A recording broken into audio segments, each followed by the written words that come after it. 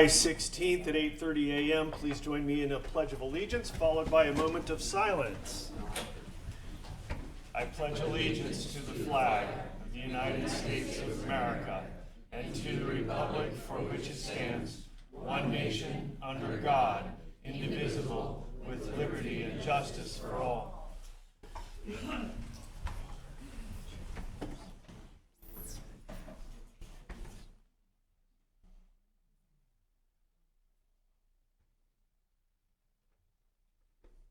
Thank you.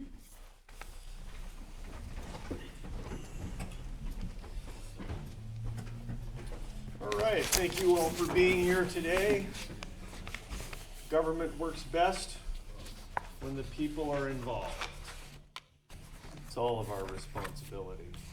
Moving right to our section 4 agenda items. Actually, I'm sorry. We have the public hearing first. So we'll open the public hearing to amend Article 5, Division 2 of the Coos County Code. Counselor. Yeah, thank you. This is the second public hearing on this amendment to Article 5, Section 2 of the Coos County Code. This is making it possible to obtain a 3-year dog license instead of a 1-year. That syncs it with the rabies vaccination, immunization timelines. So I think 3 years is how long those are good for. And this would obviously require the hearing. If there's no public comment, then the board can go ahead and adopt the ordinance. It's written to take effect immediately because we've already set the fees for the 3-year license.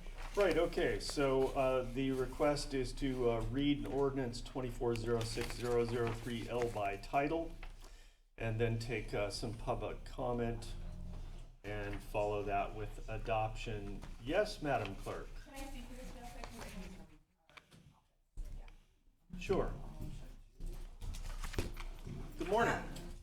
So just the reason for the change, when you get a dog license, they're right now set at 1 year, but the rabies are set at 3 years, and so it just becomes this thing where the public feels very frustrated because their rabies expires at a different time than their license expires. Yeah. So people have requested that we just put them as a 3-year altogether, and then people can get one-shot deal. And it actually saves us some time in our office. It saves some money because we don't have to reissue the tags and buy new tags. Right. Mailings, all the things. So It it's makes good, sense it's in good every all the way. around. All right, So, thank you yeah. so much for that input. So reading the ordinance by title, amending the County Code Article 5, Division 2, Licenses and Fees. This ordinance shall be known as Ordinance 2406-003L, an ordinance amending the Coos County Code. Is there any public comment on this ordinance change? Seeing none, I would entertain a motion to adopt the ordinance. I move we adopt ordinance 2406-003L, amending Article 5, Division 2 of the Coos County Code. A second. Motion and a second. Any other discussion on the board? Hearing none, all in favor? Aye. Very good, thank you. Moving on to section 4 of the agenda, item 4A, Coos Health and Wellness. Mr. Rowley, grant agreement 107-2024-5204-05 with the Oregon Department of Administrative Services. Good morning, Mr. Giels. How are you? Nice to see you. Good morning. So we are requesting to enter into a grant agreement with the state to receive $400,000 to be used to support the sobering center, and this is a grant that Mr. Giels has secured for us. So we'd like to thank him for that. Great job, David. Actually, I actually want to give the credit to Representative Boyce. If you recall, it was Representative Boyce that during legislative session said he thought he could get some support for the sobering center. Right. This money was actually directly apportioned through the legislature in result of his efforts. So Very good. Do I have a motion? Move to approve grant agreement 107-2024-5204-05 with Oregon Department of Administrative Services and authorize Department Head Mike Riley to sign. Second. Motion and a second. Is there any discussion on the board? So, yes, Mr. Chair, it's a one-time grant of 400. Yes. Will that cover what the county also contributed to have a 5-year sobering center? Or do you have to have other funds? So it's a patchwork of funds that's gonna help support the sobering center. And we've already been in some discussions, county council and myself with ADAPT around some of the funding. So the commissioners already approved some funding out of the opioid settlement money. Mm-hmm. That money will be added to this fund. The city of Coos Bay is also entering into a contract to use their opioid settlement money as well. Mm-hmm. And there's also some grant money through Advanced Health and some other nonprofit foundations. And so those together will be sufficient to cover at least 3 years of initial operations for the sobering okay. center. Good, very good. Would that include the cost of creating the space? Do we know yet on that, or? So the cost of creating the space is being addressed. Mr. Sweet, we are looking at exactly what's necessary to get it in place and how the funding. This funding could be used to support some of those efforts to get the space in. So that should be an allowable expense under the grant, and that may be what we would want to do to make sure the space is available. It's also likely that the county will have potentially two contracts or two parts of a contract regarding the sobering center. The first relates to the funding component, and the second relates to the actual facility use of the facility. So county council and myself will be working on the details to present that to you all in the future as well. You might explain to everyone here where this will be and how it's set up to work. I can certainly do that. So the sobering center is a model used in many communities to help deal with individuals that are intoxicated and creating some public nuisance. Typically, jails don't want to accept those people, and hospitals don't want to accept those individuals as well. So it's been used in many communities to try to give a place for somebody to go dry out. And then the other portion is once they're sort of safe enough to go back out, we're trying to get them connected to treatment resources so that doesn't continue to happen again. So we're looking at using one of the spaces in the jail. The old juvenile wing has been not used, and it's set up potentially for doing exactly this kind of work with not a lot of, I guess there's some records that have been stored in there that we're gonna have to move out, but otherwise the space is fairly available for use. And so when we were looking at this, envisioning this was the space that we considered really from the outset. This was available and really set up to do that. Thank you for your efforts of putting this together. We unfortunately need it. We do. Well, it's an important piece in the law enforcement puzzle where it crosses over into humanitarian care. Yeah. So it's going to be a very good asset to the county at large is my anticipation. And I want to reiterate thanks to you for working on that grant with Representative Boyce. Is there any comment in the room on So, Mr. Chair, Yes, sir. not to be confused, it's also alcohol as well as drugs? It is. Okay, Yes. all It will right. be both alcohol and drugs. Yeah, The opioid settlement money is really targeted towards the Right. use of narcotics, Right. but it also allows us to use it in a more general way under the grant requirement. So Okay. as long as it's addressing people with opiate addictions, it can also be used for alcohol, Yeah. methamphetamine, whatever else somebody's presenting in Yeah. an intoxicated state. hopefully get them back on the right path. I would just point out that it's not a medical facility. So if somebody is at a risk for a medical kind of detox, that would have to be accomplished in a hospital setting. So there's not going to be medical services that are going to address the people that are potentially having issues around seizures or things that relate to typical detoxification symptoms. Okay. Okay, and there's a cost to that, right? The detox would generally I mean- happen under an insurance care, typically, and through the hospital. Yeah, at the hospitals. Insurance is paying for that portion, Typically, most insurances cover detoxification as a service. and Yes. if they don't? What's that? If they don't? Then who pays? Well, generally hospitals, if you present in a medical emergency, hospitals are required to provide care. So Yeah. even if you don't have insurance, most times hospitals are required to have care. Also, the number of people that are uninsured in Oregon, in the state of Oregon, is actually very, very low at this point. Most people are covered by some kind of insurance plan. As Michael said here a few meetings ago, over 23,000 to 65,000 of our residents are on the Oregon Health Plan. That's concerning. 30%. 30% are there, about another 30% are Medicare, Mm-hmm. and the other 30% are commercial insurance, or VA. Right. Okay, anything else? Mm. Okay, ma'am, you had a comment in the back. Please come yes. please come forward to the microphone. And we need your name and your approximate area of residence. And I'll take this opportunity as well to remind everybody that there's a switch on the side of your phone. Please silence it if you have not already done so. Yes, thank you. This is Lynn, Mystic Healer, and my dream is to shift to healthcare, no more warfare systems, and mental health is what I'm here for. As a registered nurse in Oregon and Canada, and Governor Kitzhaber gave me an Oregon Change Agent certificate in 2011 for my work with jobs creation. And you're talking about addiction recovery, mental health problems. This book has been covered up by Big Pharma, and the background of Big Pharma is so devious. Murderbydecree.com. They took man-made drugs, started through the Vatican way back. They started with indigenous. It goes way back. Go to murderbydecree.com. Okay, Kevin Annette, Deep Rock priest, started to help the Indians. Found out.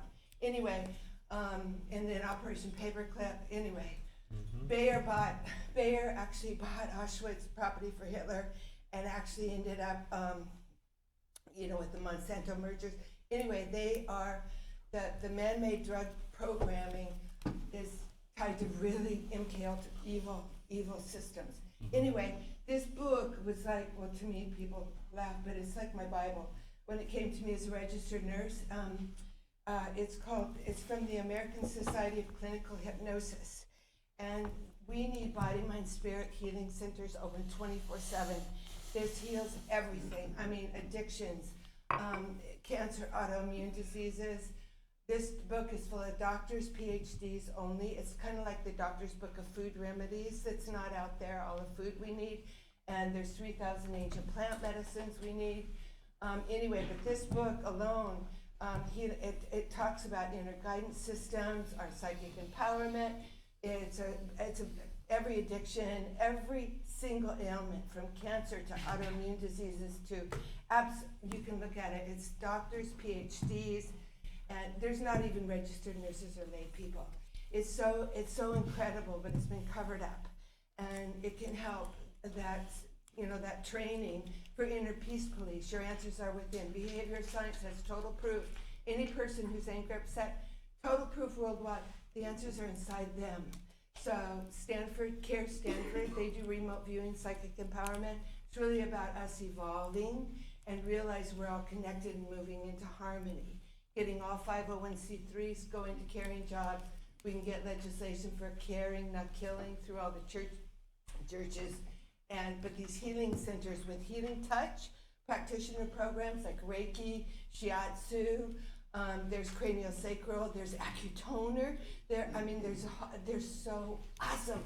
The kids need to learn these, not about guns. Thank you so Okay. much, Lynn. I appreciate your comments, and your particularly as they pertain to the global dominance of a major big pharma, what their roots are, what their purposes are, their control of the media, and how that has hypnotized the masses away from what we really need, which is not prescribed pharmaceuticals, but natural medicines and also some man-made medicines. I particularly of note to me is the obfuscation of the efficacy of ivermectin and fenbendazole and other compounds that destroy cancer, but yet that's been buried by this global financial cabal that's run by big pharma and the Yes. mainstream Yeah. media. So I appreciate what you're there's whole saying. There's whole sections about, from different doctors, PhDs, psychiatrists,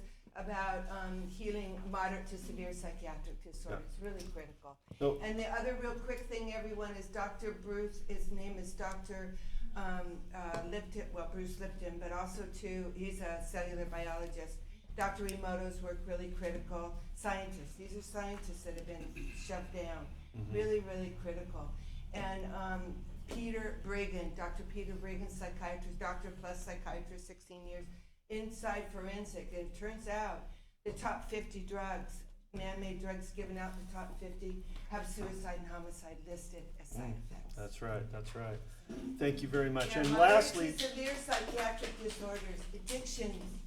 I mean, Yeah. and then, like I said, if we did healing touch practitioner programs, there'd be Right. no problem.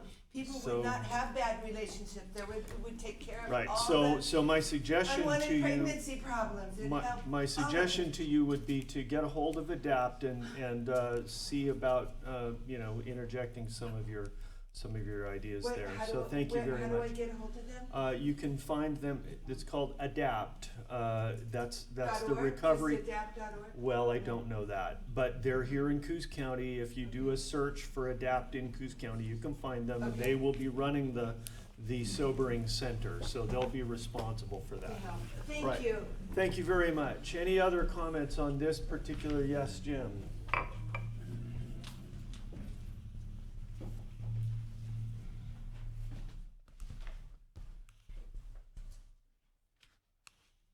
Morning, Jim Bennett, Bandit.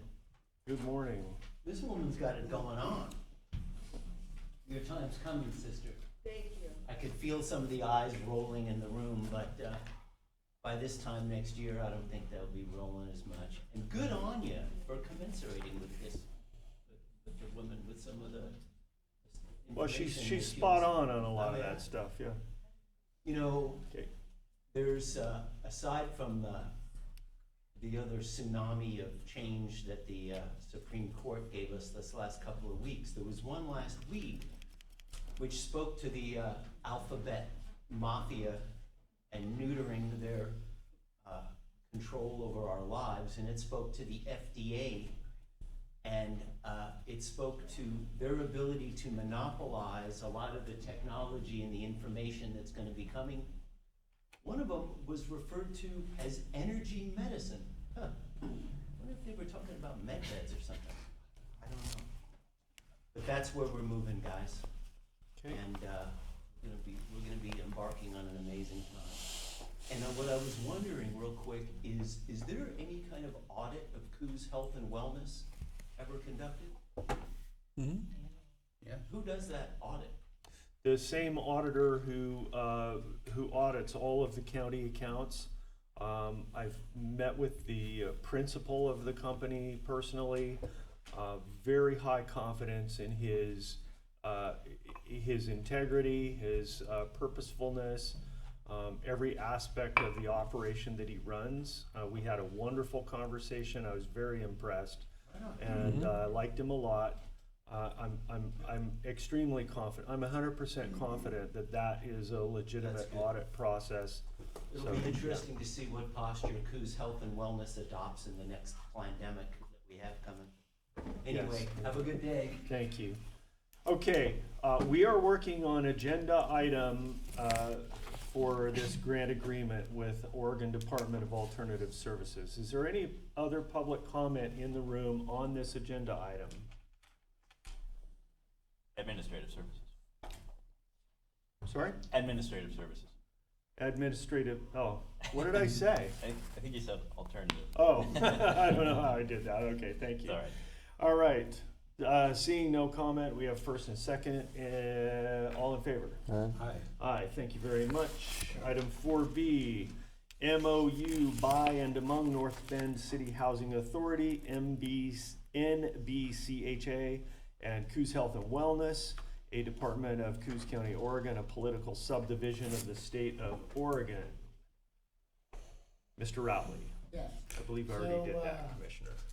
Actually, B and C kind of go Just like together. that. If you remember, couple years back, we received, I think, $2.7 million for housing. The project didn't go through, and so we are re-upping the MOU for the 20 units that will be our part, and we are contributing $2.2 million to that whole entire project.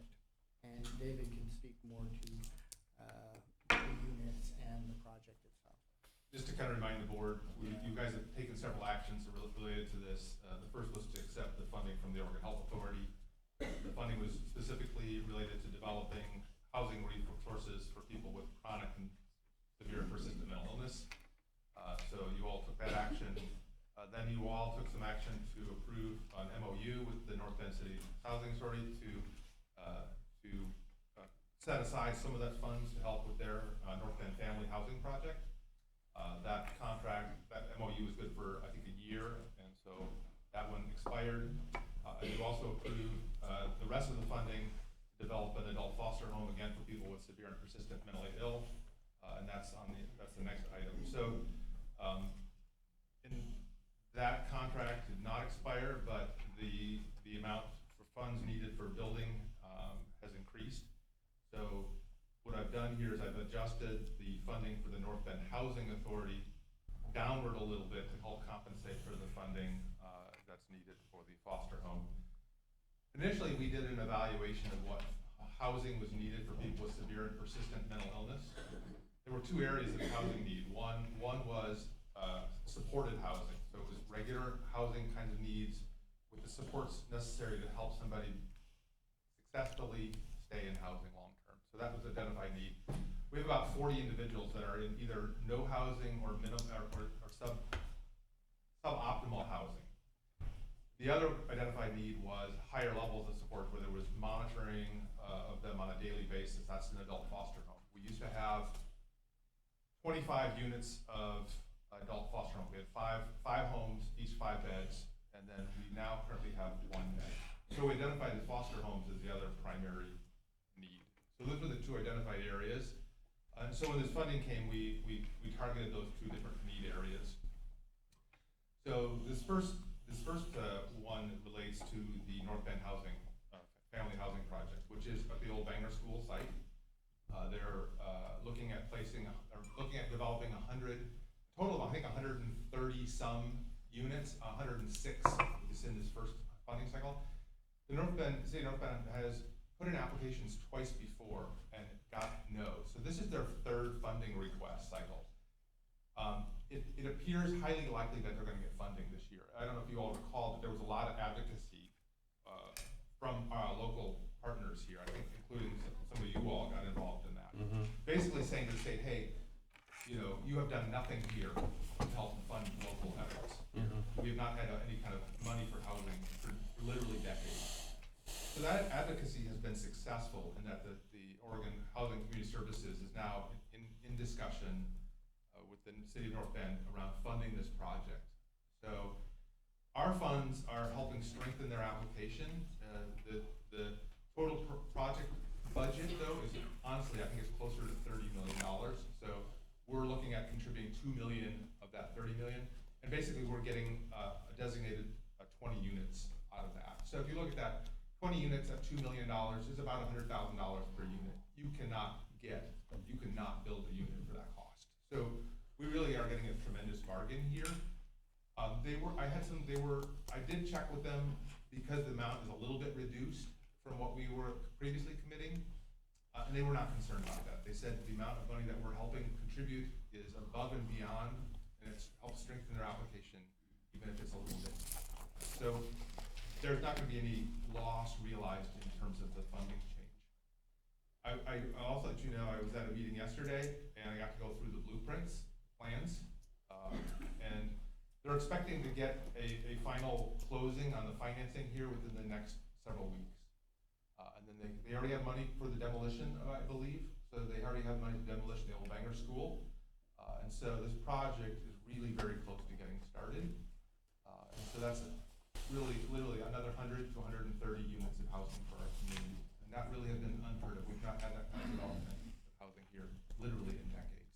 So it's a very exciting process, and it's been been very exciting for me personally just to be a part of that, and to try to be, contribute the ways that we can for this project that's going to not only serve people with mental illness, but it's going to serve our larger community as well.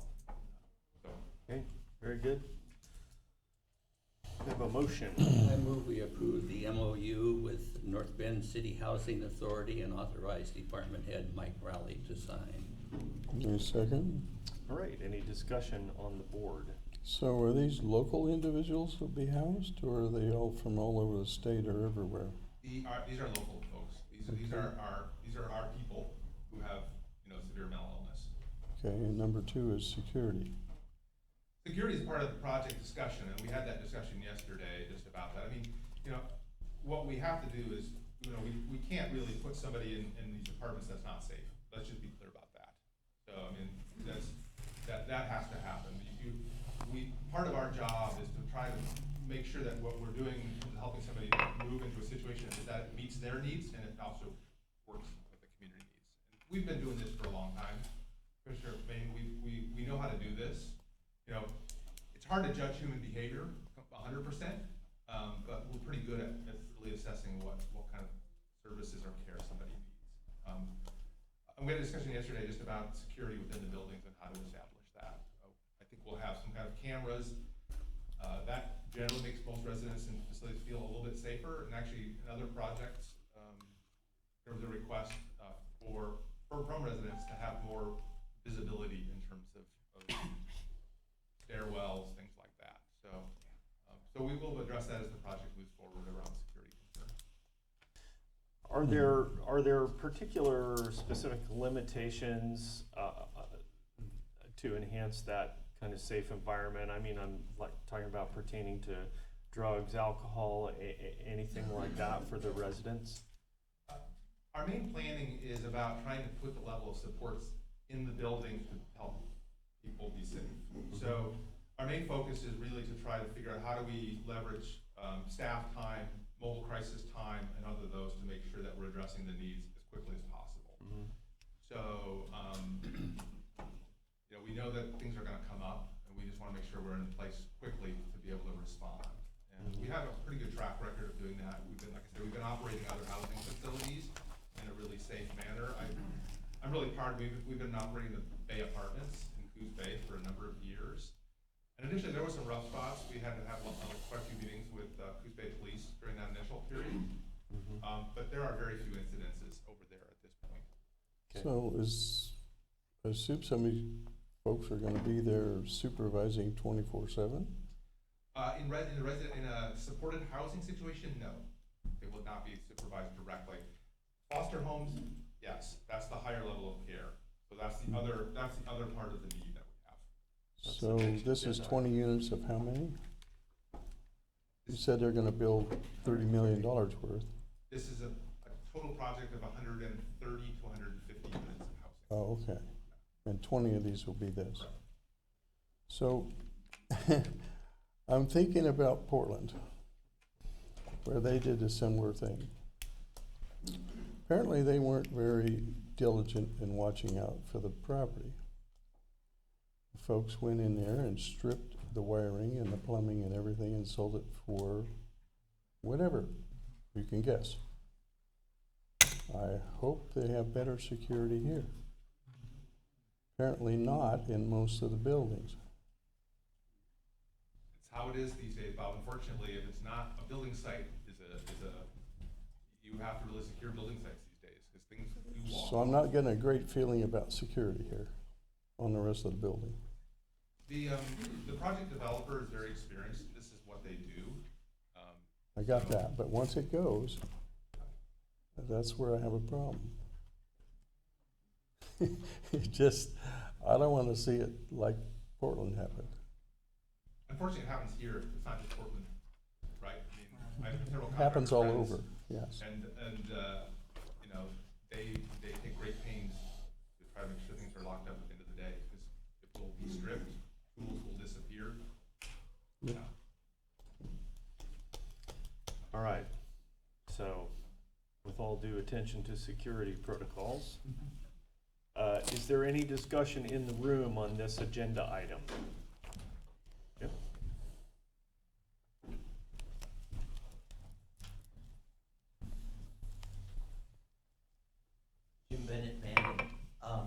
Commissioner Bob Main asked exactly what was on my mind. And on the administrative record, he asked whether the people were from Coos County. And I'd like to see some confirmation of that. Because I strongly suspect that a high percentage of these people are not from Coos County. It's a lot of money. Almost every meeting, it's a lot of money, you notice? Thanks. Thank you. Is there any other comment in the room on this agenda item? Yes, ma'am.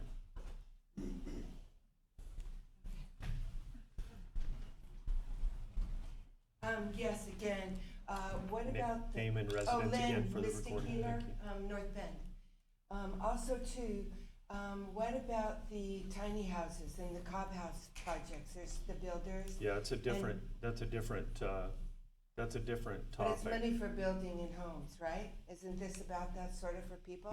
Well, this And is, then what this about is the tiny pertaining to home one one? specific project.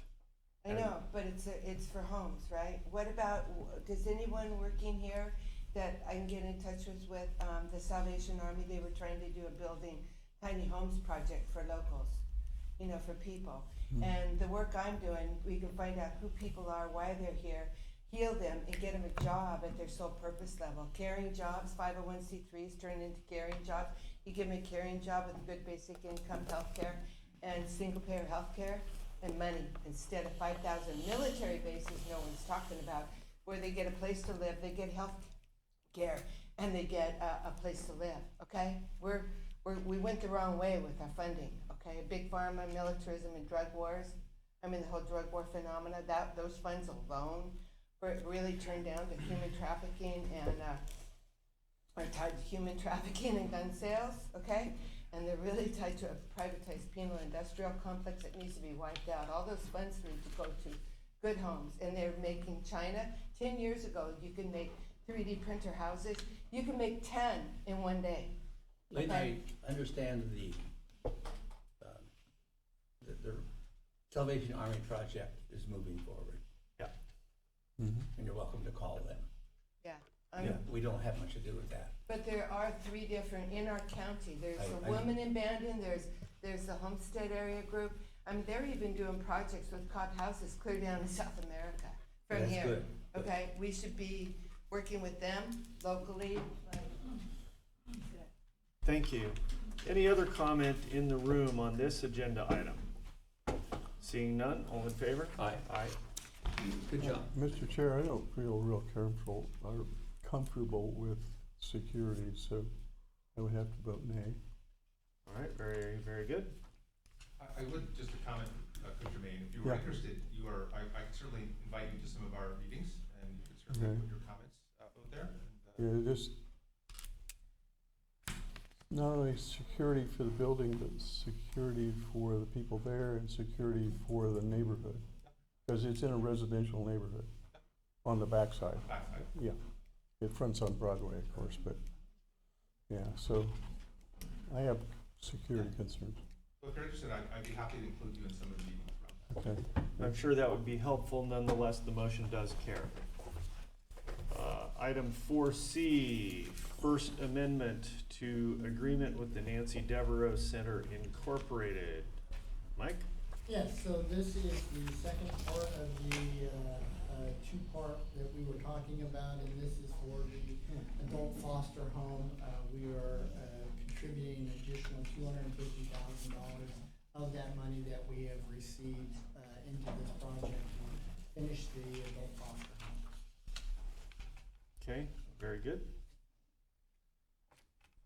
Have a motion. I move we approve the First Amendment to the agreement with Nancy Devereaux Center and authorize Department Head Mike Rowley to sign.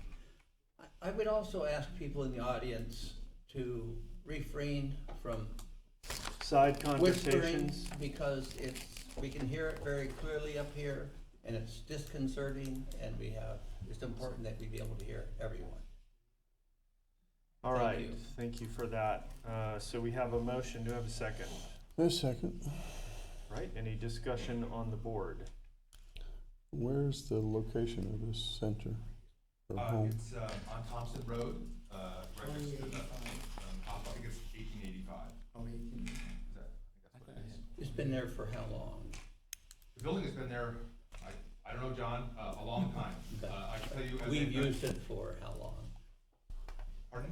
It's been used for this purpose for how long? It was a office building, a medical. Oh, I office see, building. okay. Oh. If you remember correctly, it was donated, the building was donated for this purpose, and we are remodeling Oh, it to okay. get it up. I'm sorry, I was, yeah. So, yeah, it is not finished, and they need the funding to Oh, finish. okay. It was a psychiatric provider office, Right. Dr. Martin, if you guys know. Oh, yeah, Yeah. Teresa Martin, Yeah. Yeah. yeah. Know that. I- Jim.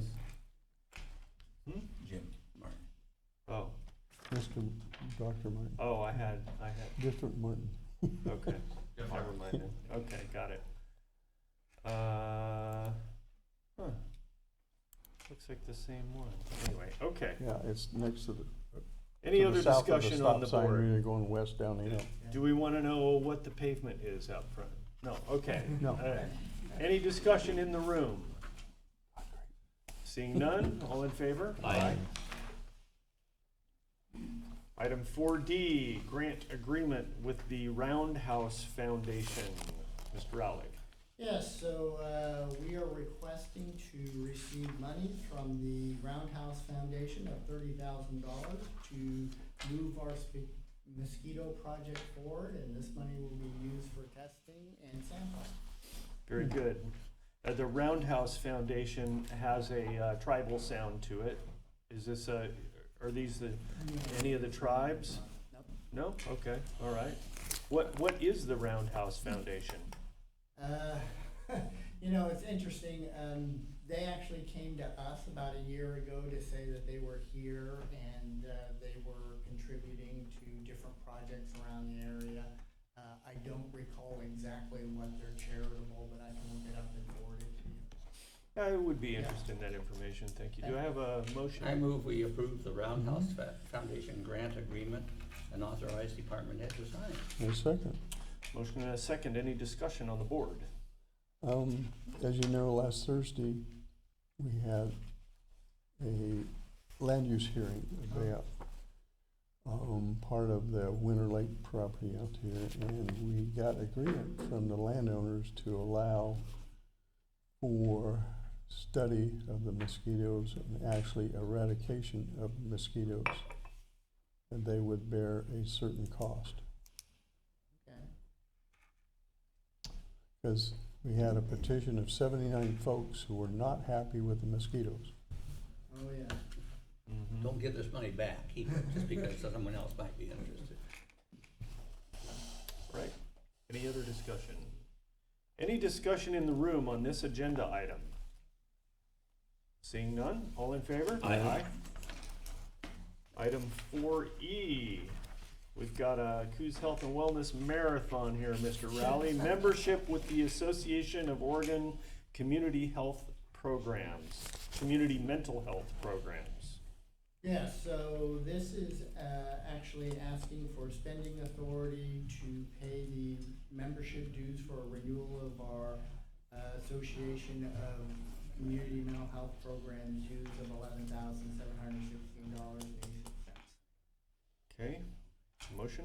I move approval of payment in the amount of $11,716.86 for behavioral health annual membership dues, the Oregon Association of Oregon Community Mental Health Program. Wait a second. Okay, motion and a second. What exact benefits does health and wellness derive from this membership, gentlemen? You want me to take that? Yeah. They have been a huge help to us as an organization. They do several things. First of all, they help us track all the legislative changes that are coming down, to help us prepare for whatever legislative changes, which are, as you guys know, they've been significant and changing. If I didn't have them, I would have to figure out a way to track them myself, hire somebody to track them.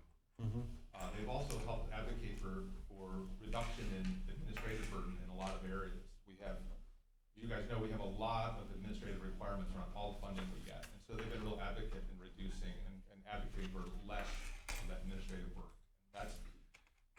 for example, we have Mobile Crisis, which is a newer program. They advocated for the funding we needed to get it, but then they've also helped us reduce the amount of paperwork, which is still significant, but it is significantly less than it was before. They provide training to a lot of my staff. I'm mentoring a clinical director now, and they're helping do that for me. So they really become an extension. If they were not in place, I would have to figure out how to do all those tasks myself, and it would be hard to do that. I'm not at the state level. I don't have my fingers on the pulse of what's happening there. So they do the bulk of that work. They also have brought additional funding in. You guys know we've had a lot of new funding come in, and the AOC has been a huge part of why that's happened. So I would be hard pressed to do my job without them at this point. Okay, very good. Reduction of paperwork and bureaucracy is always a good thing. Any discussion on the board? Nope. Any discussion in the room on this agenda item? Seeing none, all in favor? Aye. Thank you, gentlemen. That's it. Thank Have a you. blessed day. Thank you. You too. Parks is next, Mr. Storm. Agenda item 4F, reclass for park rangers. Good morning, everyone. Yeah. Creek Storm, Coos County Wait, Parks. wait a minute, okay, wait a minute. jumped This- ahead I've one. got, Didn't no, They're no, different. I've got 4F, there's two of them. Yeah, They both say reclass for park rangers. Yeah, but they're different. FD. One is for moving Darren Thompson up to the to a lead position, be park maintenance lead, not supervisor. The union made that change. They do not want a union member with a supervisorial title, so he will be a lead instead of a supervisor. Well, la-di-da. Yeah. And that's the second sheet in the accompanying. Well, Well, that Paperwork. doesn't, all right. it's separate. I did read it, but it was a separate document. Mr. Chair, move to approve reclassification of Darren Thompson from pay grade 413 to 418, effective July 1 of 24. Very good, Second. second. Motion and a second. Any discussion on the board? Any discussion in the room on this agenda item? Seeing none, all in favor? Aye. Okay. 4G, reclass for park rangers. Yes, we have 8 park rangers that work for the Parks Department. And they, over the years, we've had them, and we've also changed their job description to match this classification, because this pay grade would align them with the specifications that are in the job description, so that it would be more able for them to do the task that they are already performing, and the responsibility that they have now. And we do have this already budgeted into our this year's 2024-25 budget. Very good. Motion. Move to reclassify park rangers from position pay grade 413 to 417, effective July 1, 24. Second. Motion and a second. Any discussion on the board? Any discussion in the room on this agenda item? Seeing none, all in favor? Aye. Before you leave, and before we leave these Yep. matters, these are revised job descriptions that, and to my knowledge, we've not approved those new job descriptions. Right, Should we do that now? yes, good. So we just approved moving the people into the positions. I believe Or is that further down the road here? It's farther down, Yeah, we got, council looked at it, the union looked at it, HR has looked at it, and that's where the changes were all made, and the union has agreed to the changes that the new job description. Let's see, is it anywhere on here? I'm looking. No, I No, don't you- see it. At the time that the agenda was put together, there were no job descriptions written. So So I just got those yesterday, got those so. yesterday. Okay, so, I move that we approve the new job descriptions for Park Ranger 2 and for Park Maintenance Lead. all right, And I see Caroline in the doorway if there are any questions about those job descriptions. I'm sorry, what? I see Caroline in the doorway there if there's any questions about the job description. Right, I didn't have any questions about them. Do I have a second on that motion, Commissioner? I do, but I worry about it not being on the agenda. Well, that was exactly my question, so that's where I was gonna go from your second, is we don't specifically have the approval of those revised job descriptions on the agenda, so I'm not sure that we can actually proceed on Could we that. do a late agenda to particular get it out of the motion. way? Uh, Seems fairly insignificant. Okay, how about a motion for a late agenda I move item? we, We'll just hold go right to late that. agenda item for approval of the descriptions of position for Park Ranger 2 Okay. and Park Maintenance Lead. And a second? Second. All right, and so we have a motion and a second to approve the revised job descriptions I'd like to, Add them for discussion. and add them for discussion. Is there any discussion on that topic? so I'd like to interject. it. Yes, Counselor. And I have a question for Caroline. Is there any reason this needs to happen right now, or could these job descriptions wait until the work group next week? The approval? They could absolutely. Okay. Well, I'm formalistic in All right. ensuring we follow the county rules.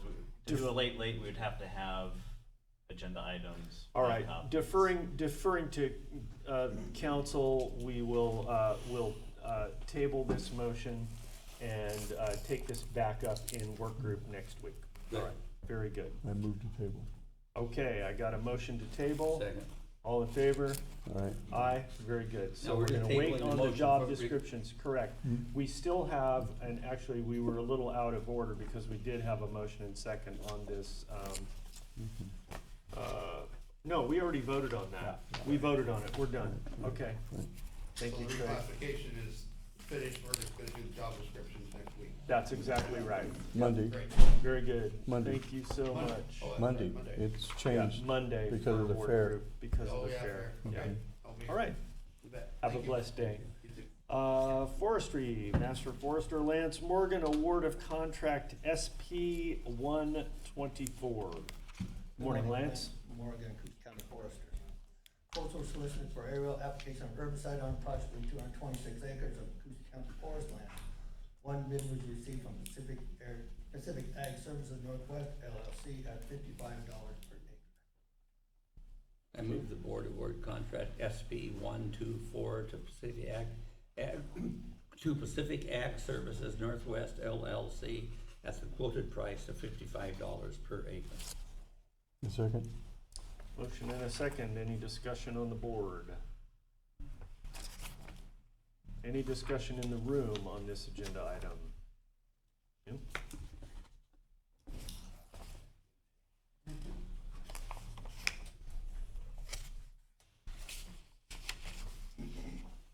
Jim Bennett, Bandit. So what are we spraying? Glyphosate. Yeah, that would be a no from my perspective. Our environmental overlords seem to have a conflict of interest about the environment and our well-being and stuff.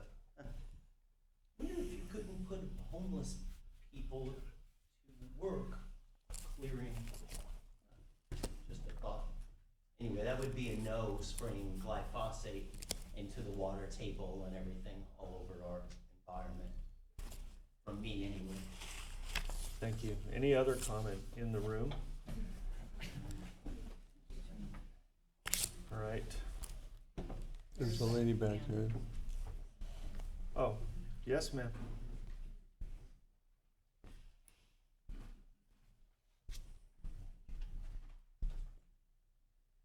Donna Leverage Campbell and Bandon. I also want to add to my statement about non-glyphosates. I think it's really dangerous, and especially aerial spraying, which go farther than other very localized things.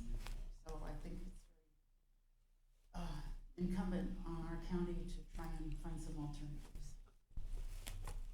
Thank you for that. Any other comment in the room? I will add to the comments that we've heard that I also have grave concerns about the over-application of glyphosate. It's clearly penetrating all of our food systems. It's present in many of our waterways, and gravely concerned about the health effects of it. The unfortunate part is that it's the cheapest way to accomplish that task. Is it the best way? No, absolutely it's not. But the problem is that if you step to the next cheapest alternative, you treble or quadruple the price of that, or even more. More like tenfold. Tenfold. So I really don't know what the best solution to this is, but clearly in my mind, glyphosate is not it. And so this does leave me in something of a conflicted position, being gravely concerned about the fiscal situation with the county and our cost of operations. We can't reasonably do something that costs 10 times what the other alternative is, but the alternative obviously is a terrible alternative as well. Ma'am, you had a comment. Please come forward. Name and residence. Thank you. Good morning. Hi, good morning. Connie Gilbert, Coos Bay. I do have a question in where specifically are they spraying? Okay. And what are they spraying? Is this just obnoxious weeds or? So glyphosate is typically kills everything that it hits, Including flora, fauna, bees, etc., and so forth? Anything that's beneficial? Well, no, it kills. It's an herbicide. Okay. So whether it has a direct effect on bees, I couldn't speak to that. I don't know. But as to your question of exactly where, Lance, could you explain that? It's out in our Beaver Hill unit out between So it's basically, but it's still a rural area, and there are people living there, correct? No. No, it's just No. wilderness? There are no houses within I would say probably at least a few miles, probably 3 miles or 4 miles of there. Is that accurate? I just say a mile to be safe. Okay. If we have one unit that's close to houses, we're gonna our hand spray them. We won't aerial spray them. Okay. So we do care about our neighbors. Yes, we do. Sure. Thank you. Sure. So it doesn't travel in the air or? Well, they don't spray. They yeah. don't spray in high wind conditions. No. They do it, early in the day when there isn't wind. They do it Okay. from low altitude, so they do try to minimize that spread, which is of course appropriate. And there's nothing that may be a little less toxic that they could use, perhaps? Well, I don't know the answer to that. Maybe there Yeah, is, I'm but not sure either. I can't speak to that myself. Yeah, I think everything you could find toxicity in anything we're gonna spray. right. Roundup doesn't, I know everybody's just some people disagree, Roundup don't last forever. This basically, our weed control lasts for a year, and the second year, we got dandelions and everything else growing out there, all kinds of flowers, and they do just fine. So it's just like a one-time thing. That's us, some industry people will spray several years, we just do it once. Okay. Thank you. Bottom line too is keep up on your curcumin and ivermectin and anti-cancer protocol, and you won't have to worry about it anyway. All right, any other comment in the room? Yes, sir.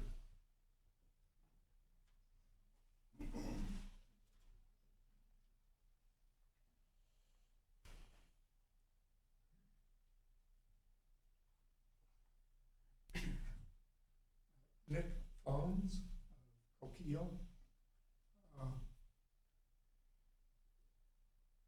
I'm a disabled Vietnam veteran, Thank you for your service, sir. and a lot of it was Agent Orange, which I think glyphosate was not. Okay. We were told that, we were told that it's pretty harmless.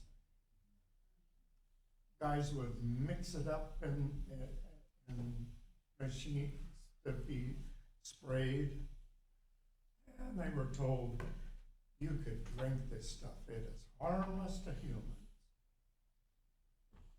But we're constantly finding out, okay, over 2 million American service people went there. Every one of them that comes down with so many diseases, being around Agent Orange was presumptive of these diseases. So talking about cost and just sticking with money, well, it was certainly the cheapest way to denude a country. All of Vietnam is about the size of Washington State, North and South put together, which they are now. I worked in a hospital in the Central Highlands. I remember one little plant inside our several acres, a weed about less than a foot tall. It's very thorough. Anyway, I'm really against herbicides. Before I knew as much as I do about herbicides and have sprayed Roundup and so forth, I cannot recommend it. I like what the first person said about we've got unemployed, we've got all sorts of people that could get out there and do this.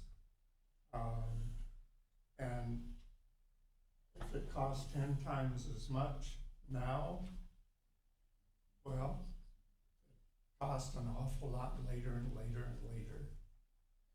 I've been suffering with things from my service, which was over 50 years ago, and probably will be. No, I certainly will. Thank you, sir.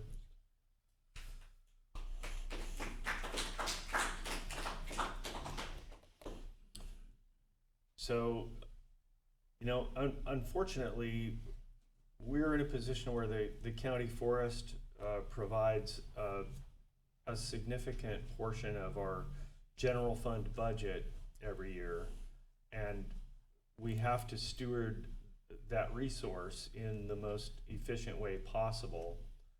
And so it's you know, I mean, we don't have a viable alternative. We don't have one.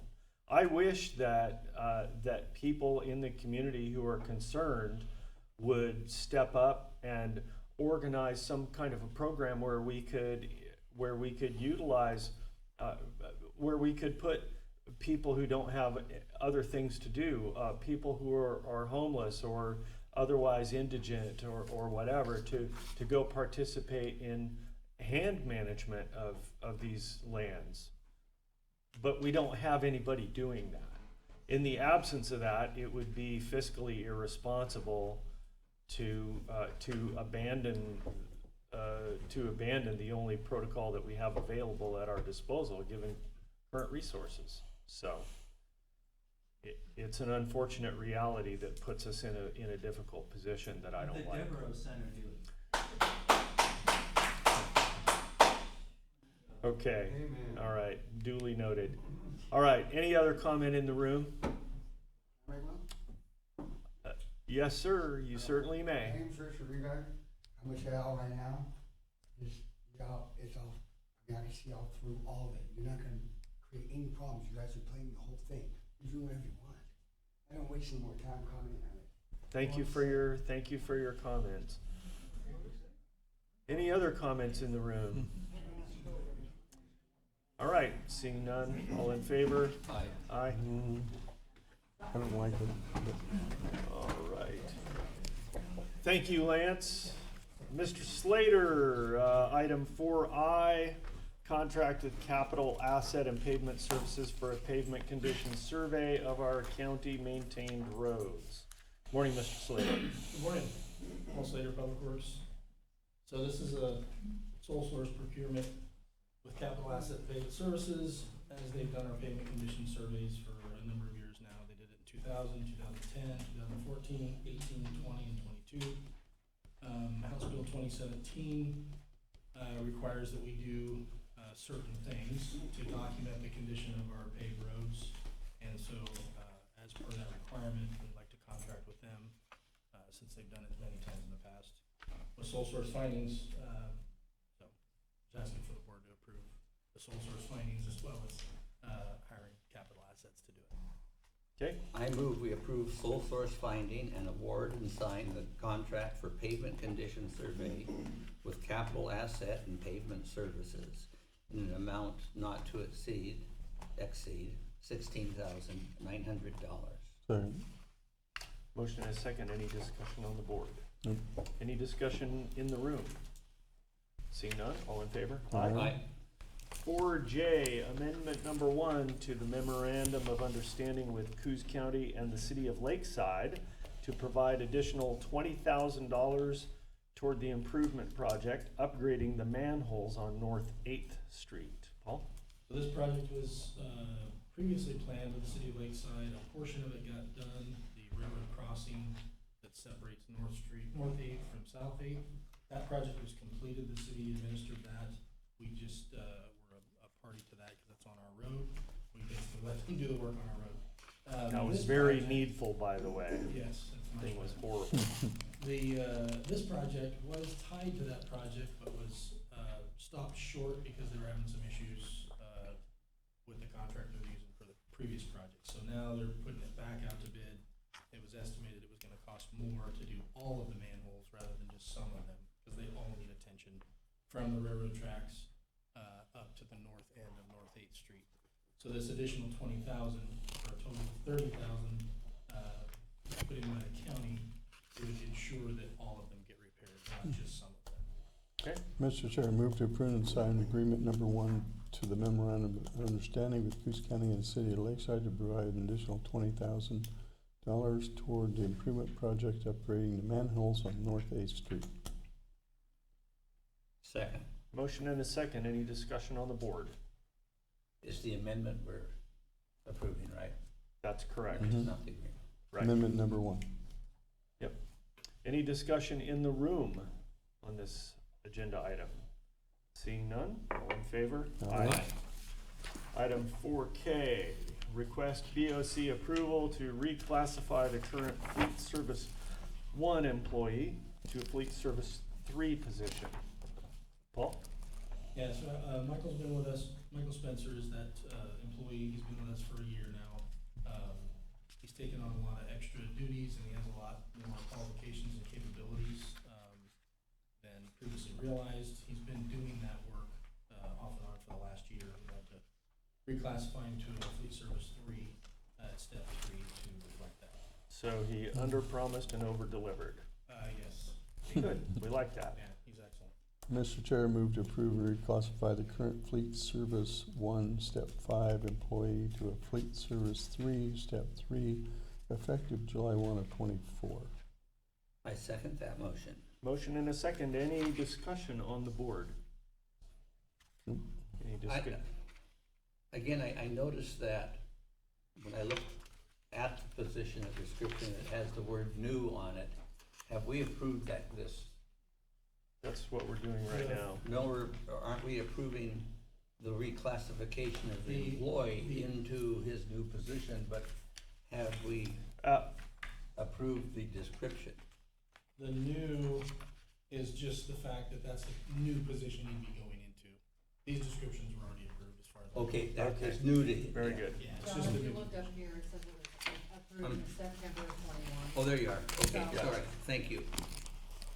After the last episode, I was cognizant of this, wanted to ask.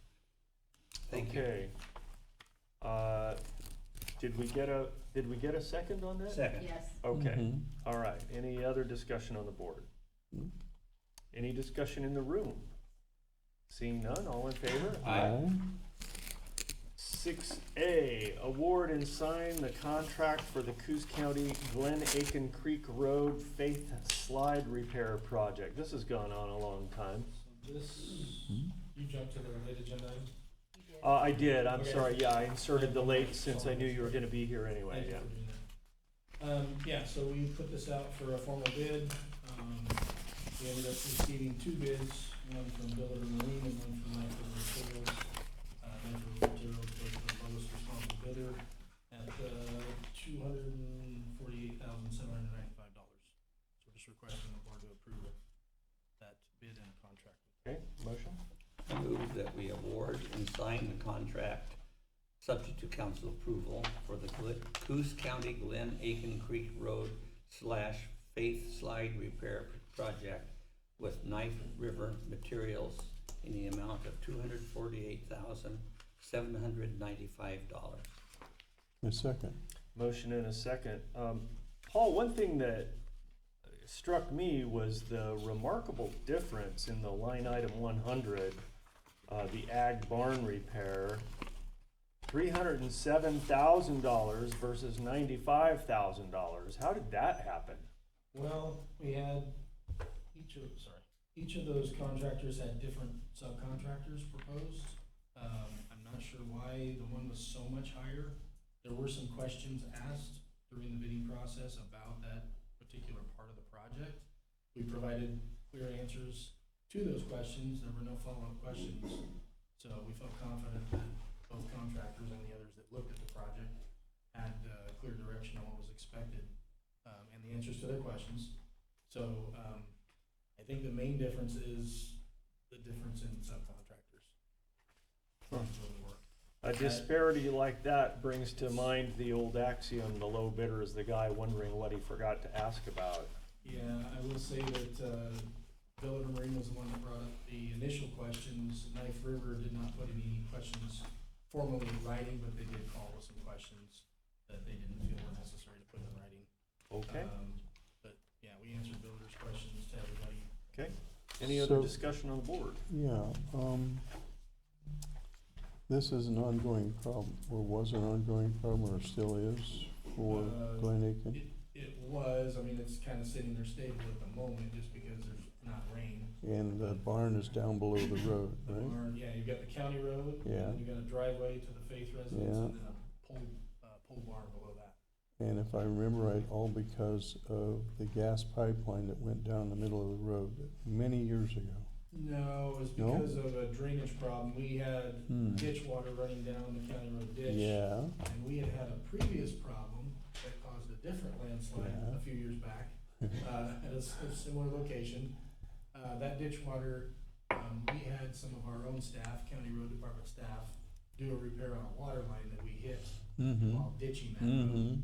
And in the process of repairing the water line, when they fixed the conduit, they didn't fix it adequately, and water leaked through that conduit to the other side of the road and onto the Faith driveway. I might note that we've spent over $4 million fixing repairs on the county gas pipeline, and we have another estimated several $1 million fix just south of Coquille here. Right. And we're running out of funds. I'd like to sell that gas pipeline to somebody. Anybody in the market for Anybody gas for pipeline? $1? Anybody wanna give me $1 for it? You accept all the issues though. I would say this, just to clarify, in this particular case, this is a road department issue that the road department. I got that part, but Yeah, it's Not evolved onto specifically you, a but issue. yeah, I understand. I'll revise Commissioner Main's offer, we'll give you $1. Still no takers, okay. Any other discussion on the board? No, sir. Any discussion in the room on this agenda item? Seeing none, all in favor? Aye. 4L, request BOC to approve the revised solid waste office manager job description and pay grade. Paul? So, we used to have a solid waste operations manager, a guy named Scott Murray, retired. When he retired, retired. We did not backfill that position. We rolled a number of the duties over to Robert Stewart, who has been doing them since. If you look at the job description, bulleted items, it's number 7, 12, 13, 14, and 15 on that first page of bulleted job description items. Those are all things that are new to Robert that he wasn't doing before. And so I felt it was necessary to revise his job description to reflect that, and of course, also modify his pay scale to reflect that. So that's Okay. the proposal. Very good. Motion? I move we approve the revised office manager job description / pay grade and reclassify Robert Stewart at step 4.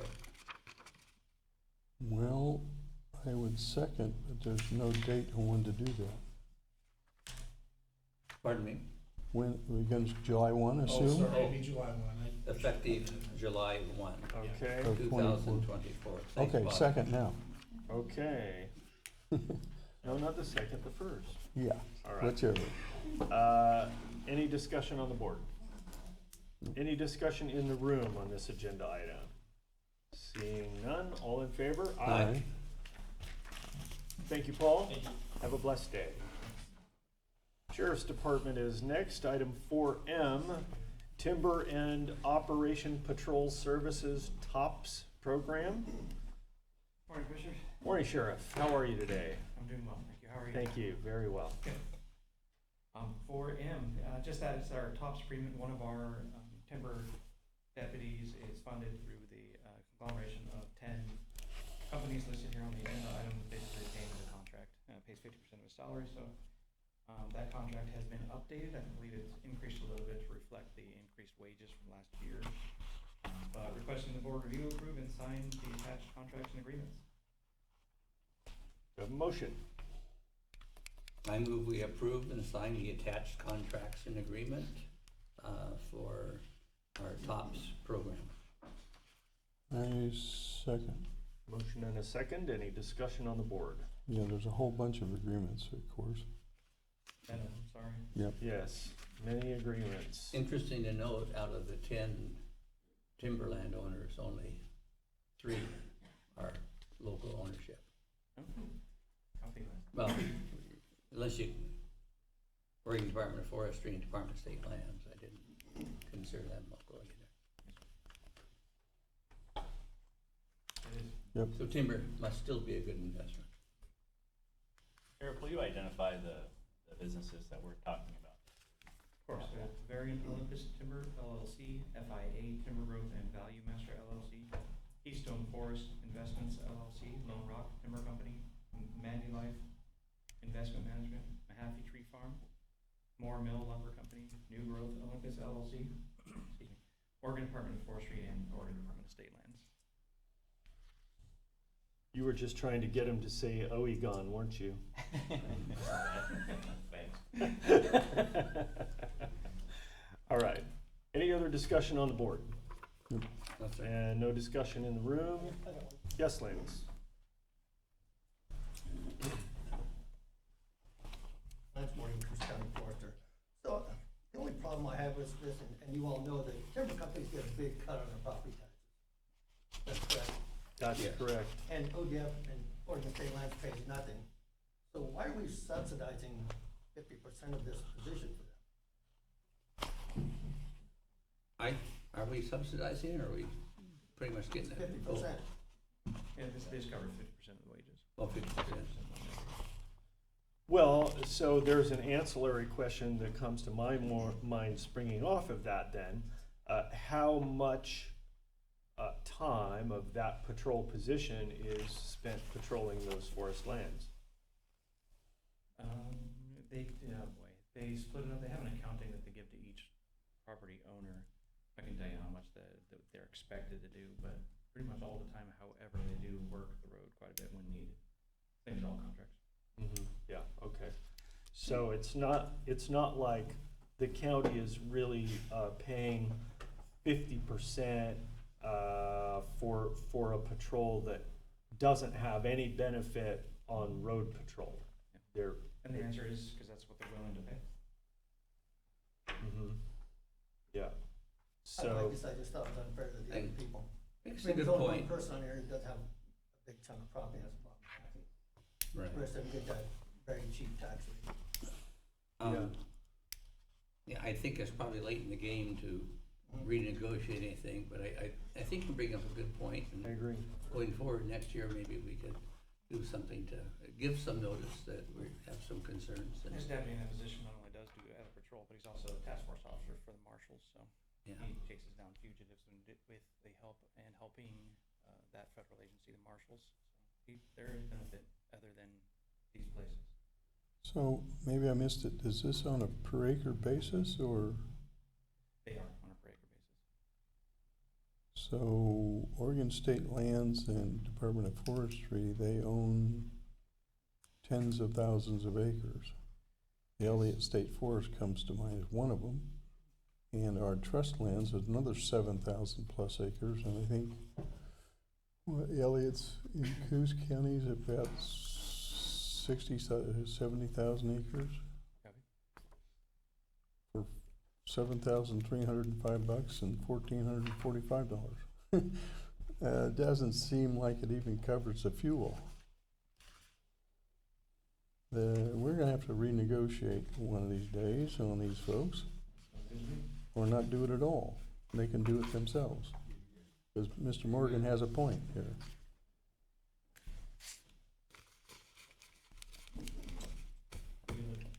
I'm not sure. I have the contracts. I see what it is. Okay.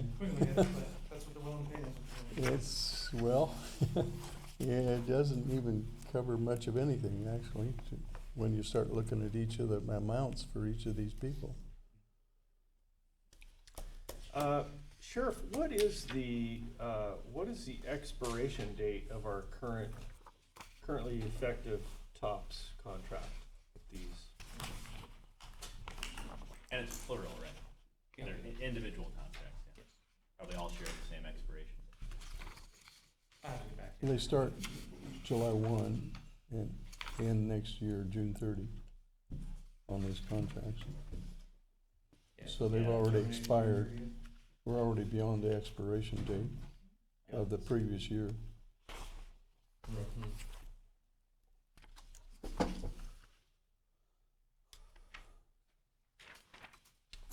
All right. So, Ms. Sheriff Gabe, and County Council, if you make a note to have a discussion about this maybe in April or May some point about their contracts for next year. Copy that. Well, it seems like a good topic for a work session to bring in Forestry's point of view, and as well as give you commissioners a chance to discuss it. Yeah, noting the size of just the state of Oregon holdings, and noting that our 7,244 acres of trust lands almost produces no income for the county, which was supposed to be set aside for the county to produce income. It seems a little ridiculous that they're paying a minuscule amount to have those lands patrolled.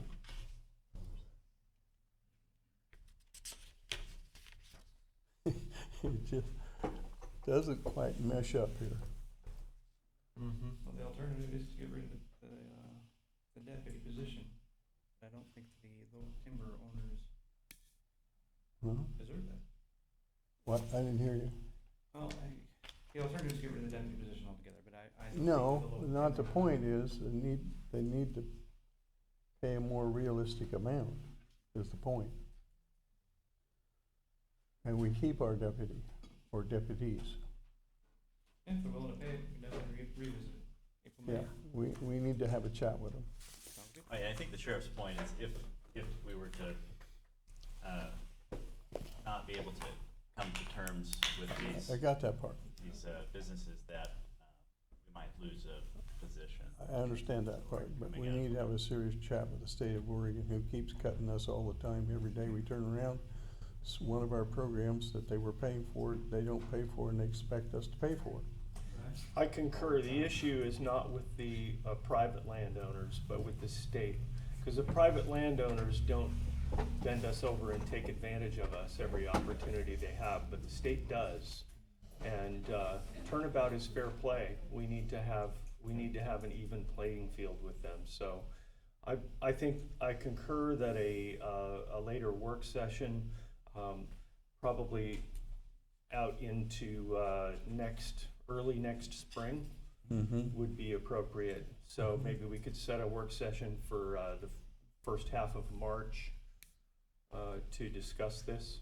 Sure, I would love to try to stay more. And if we could have what they've been paying the last 5 or 6 years to see Yeah. if there was even any increase.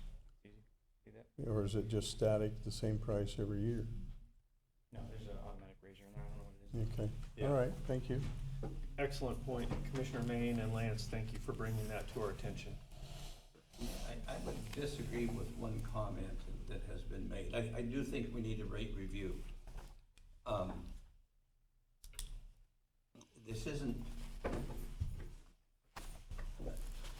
I think that by and large, our private timber landowners do not pay their fair share of county taxes. So I don't want this directed just to the state. Well, this isn't, I agree with you, but this isn't about taxes. This is about The cost of patrol. about subsidizing the patrol cost.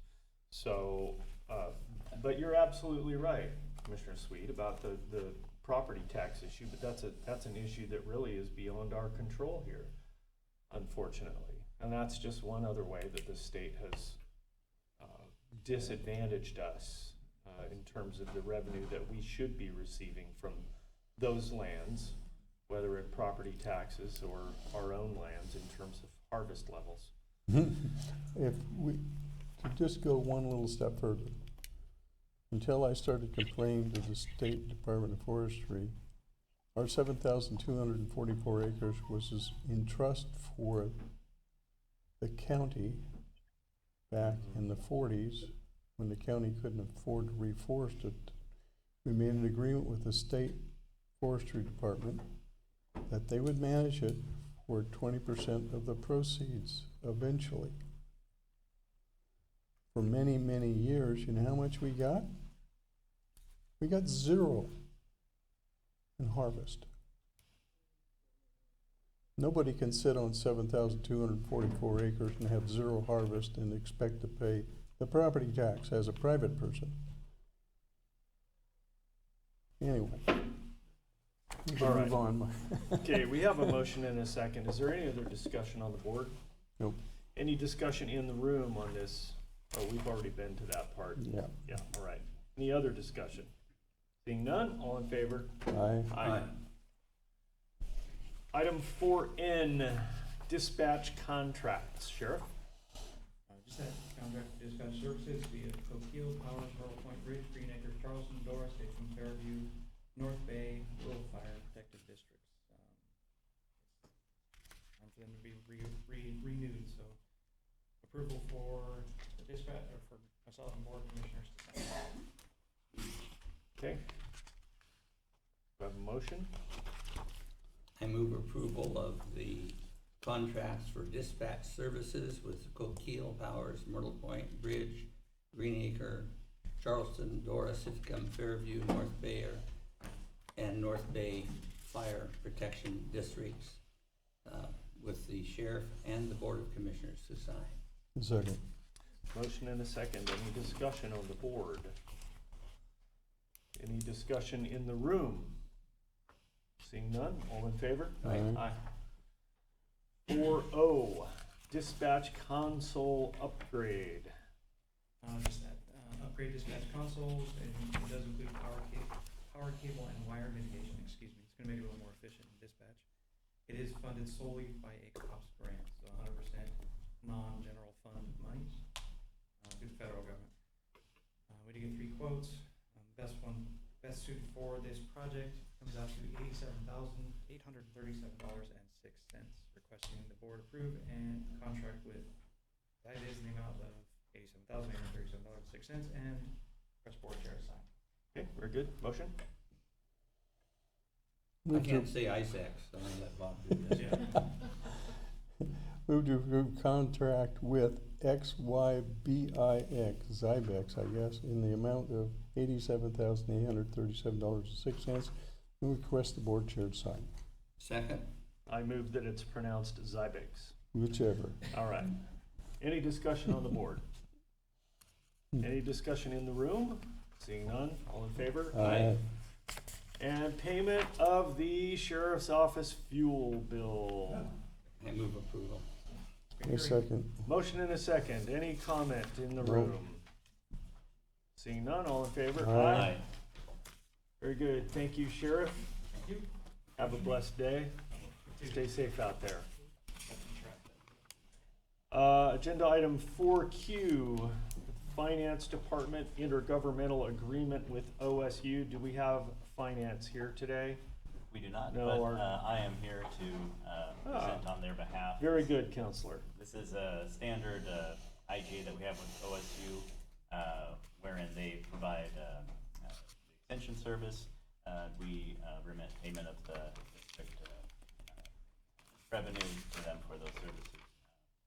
It's a 3-year agreement with virtually no changes in the contract language. And Mr. Chair, move to approve and sign intergovernmental agreement with Oregon State University and its extension service. Second. Motion and second. Any discussion in the room?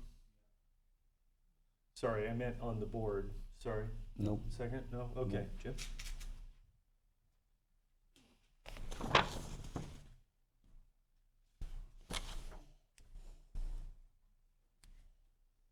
Jim Bennett, Bandon. You know, I think these intergovernmental agreements are like a lot of what, ails us. And doing a intergovernmental agreement with Oregon State University, which is like the belly of the beast, that's what the National Policy Consensus Center comes out of. I don't think that that's a good thing. They made, as you know, or as I've shared, they made Oregon State University a government agency, which is pretty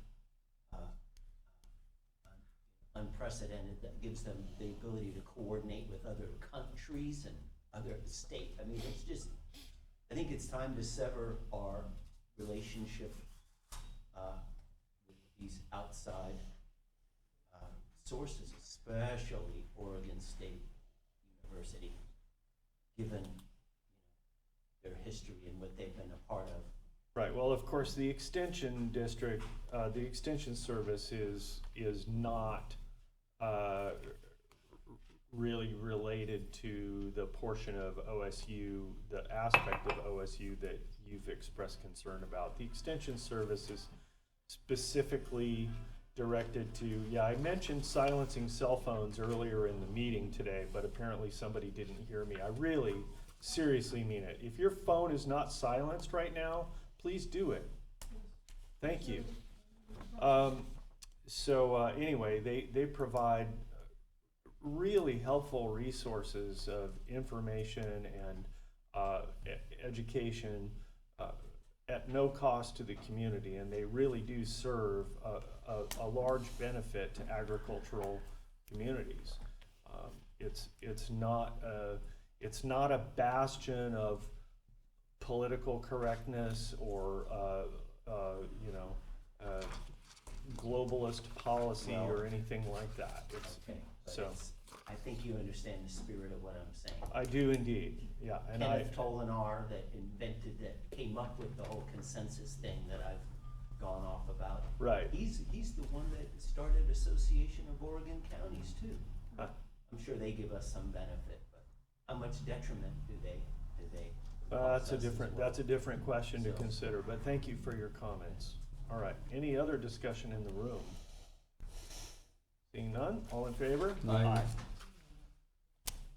Okay. Well, thank you for that, ma'am. That's great. Item 4R, planning order adopting official road name of Upton Lane. Good morning, Jill and Brooke. I'm sorry, Amy It's and okay. Brooke. We get confused all the time. Oh, yeah, well, Okay, this is in the matter of adoption of an official road name for Upton Lane, located off of Bay Park Lane, south of the city of Coos Bay. okay.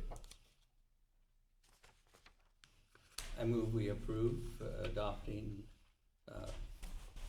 the official name of Upton Lane on the road located off of Bay Park Lane, south of City Coos Bay, simplified by mentioning order number 2407027 p.m. That's really what we're approving. Yeah. Second. Motion and a second. Any discussion on the board? Everybody likes the name? Okay, good. Any discussion in the room? Seeing none? All in favor? Aye. And also community development, item 4S, purchase of a vehicle. What do you want now? Due to high mileage traveled daily, community development is staggering the replacement of vehicles needed in the fleet for the inspectors. David from the road department currently has a quote, which I printed off for you guys, for a 4-wheel drive vehicle through the state purchasing program. The quote obtained is in the amount of $48,070.12. The purchase of the new vehicle was included in our 24-25 budget. We budgeted up to 60, but this.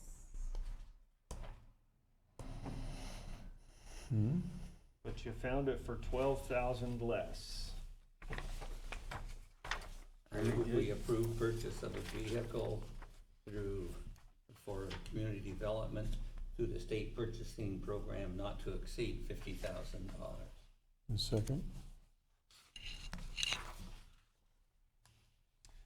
Sorry, the motion actually is requesting not to exceed $50,000. Can you amend your motion? Well, you'll have licensing and. Well, the total is 4870, including license, all that, Okay. and privilege tax, by the way, imposed by the state of Oregon, of $237. 48 is less than $50,000, but I will amend my motion to a specific amount of $48,070.12. A second. Okay. Does the 48,000 include? Yeah, So, I'm sorry, but the requested motion is request approval to purchase a vehicle through state purchasing not to exceed $50,000. This is an after-the-fact notation right here on the agenda item. Well, that So was I'm the motion, and I thought someone wanted to. You said 50,000. Yeah, he said 50. Oh, Yeah. I really thought I heard 60. My apologies, Commissioner. Do we want to go back to 50? You know, we typically build in that cushion with vehicle Yeah. purchases to make sure that we're not having to come back and Yeah, ask for of another. course, and that's why, yeah, I think the 50,000 is correct. I just, again, misunderstood. Okay. So we need Okay, a the motion third, should be for $50,000. $50,000. Let's change it. And- Bobby's got that. the third iteration. All right, He very never good. changed it. Good, Sorry he about knows all us. that. He's on my deaf side. Huh? Any discussion on the board? Any discussion in the room? Seeing none, all in favor? Aye.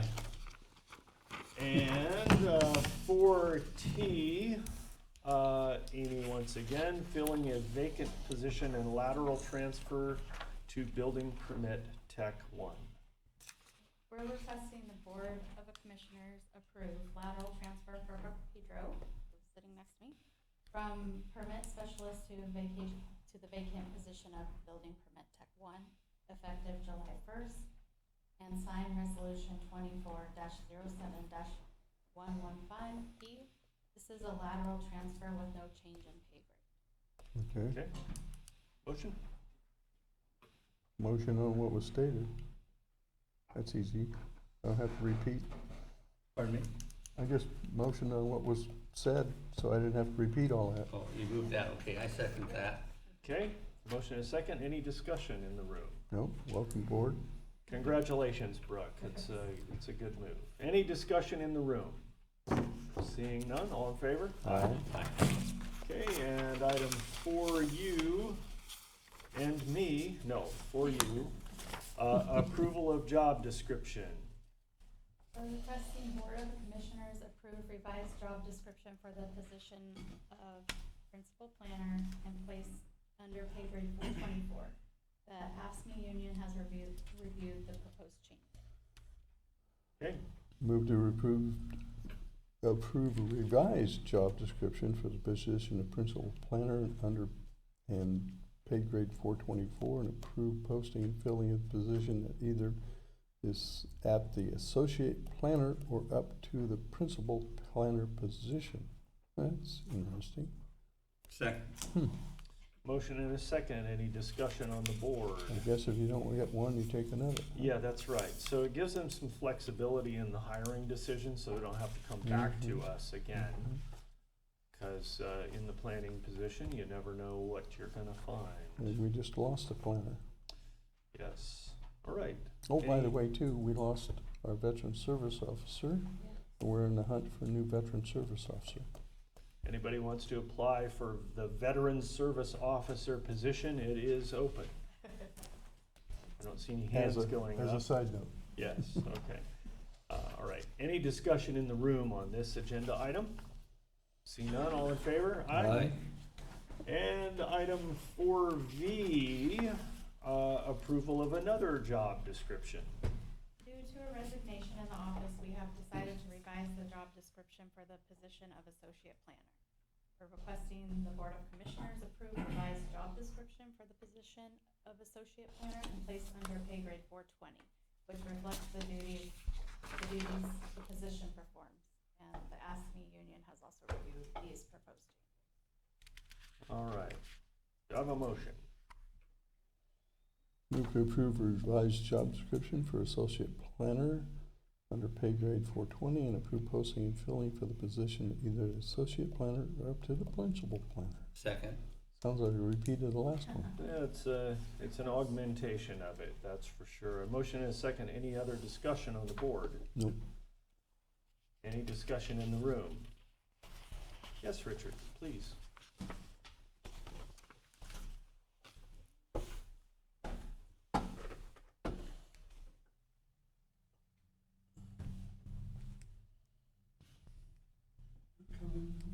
No hurries, no hurries, no worries. Good morning. Don't worry about my hurrying. Anyway, I'm Richard Kozditsky, Coos County. I'd like to get a more description of what the responsibilities of these two positions are.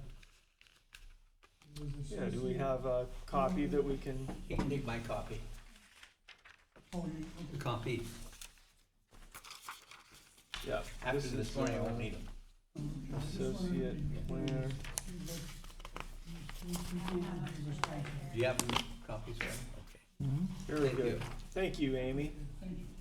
And Richard, if you have any additional inputs or questions on that after reviewing them, please feel free to reach out and let me know. Okay, I appreciate that. Okay. situation is kind of good.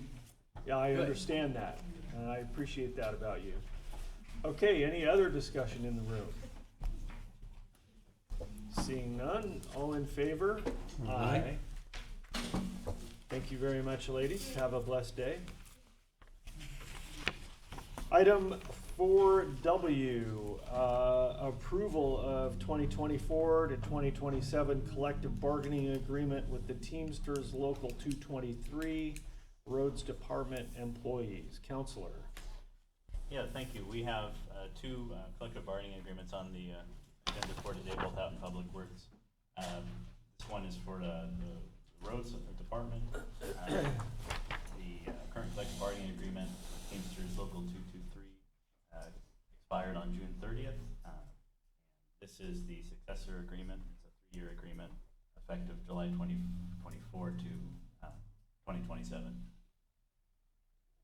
Okay.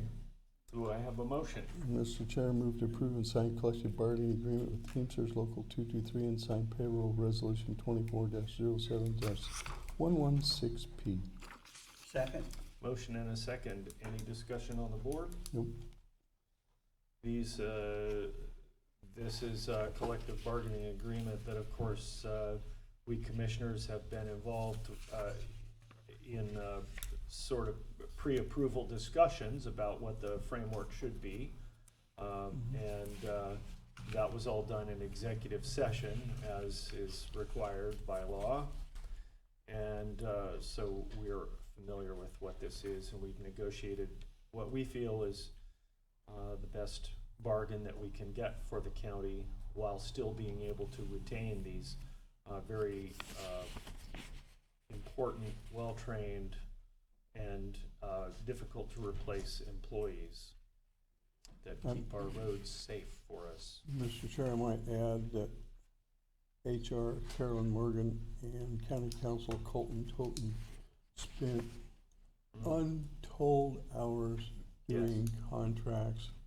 How many different unions does the county have? Well, we have 7, and Okay. 5 were up for renegotiation. Yeah, so they this year, negotiated 5 contracts the last, 4 or 5 months, I guess. And at each least. contract is multiple meetings. Oh, yes. Yeah. Over and over and over again, and Yeah. back and forth to the commissioners, and back and forth to the union, and more negotiation, and it's very extensive. It's just not a simple thing, oh, we're gonna sign this contract. Yeah. That's the last thing we ever do. So we do thank you both for your hard work Yeah. in that regard. Yeah. Okay. I have a motion and a second. Any discussion in the room? Seeing none, all in favor? Aye. And 4X, approval of 2024 to 2027 collective bargaining agreement with the Teamsters Local 206 for solid waste department employees. Counselor. As I said, yeah, there's one other collective bargaining agreement on the agenda. This is for solid waste, another part of Public Works. This is also a 3-year agreement, effective July 1st, 2024. Okay. Mr. Chair, approve and sign the collective bargaining agreement with Teamsters Local 206 Solid Waste, and sign payroll resolution 24-07-117P. Second. Motion and a second. Discussion on the board? Nope.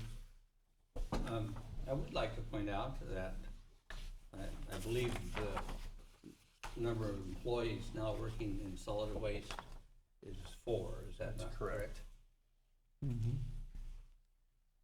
It used to be either 29 or 39, I can't remember which. I just want to point that out. Mm-hmm. Yep. It's working a lot better. Like most of our county departments have dwindled to almost 2 or 3 or 4 people.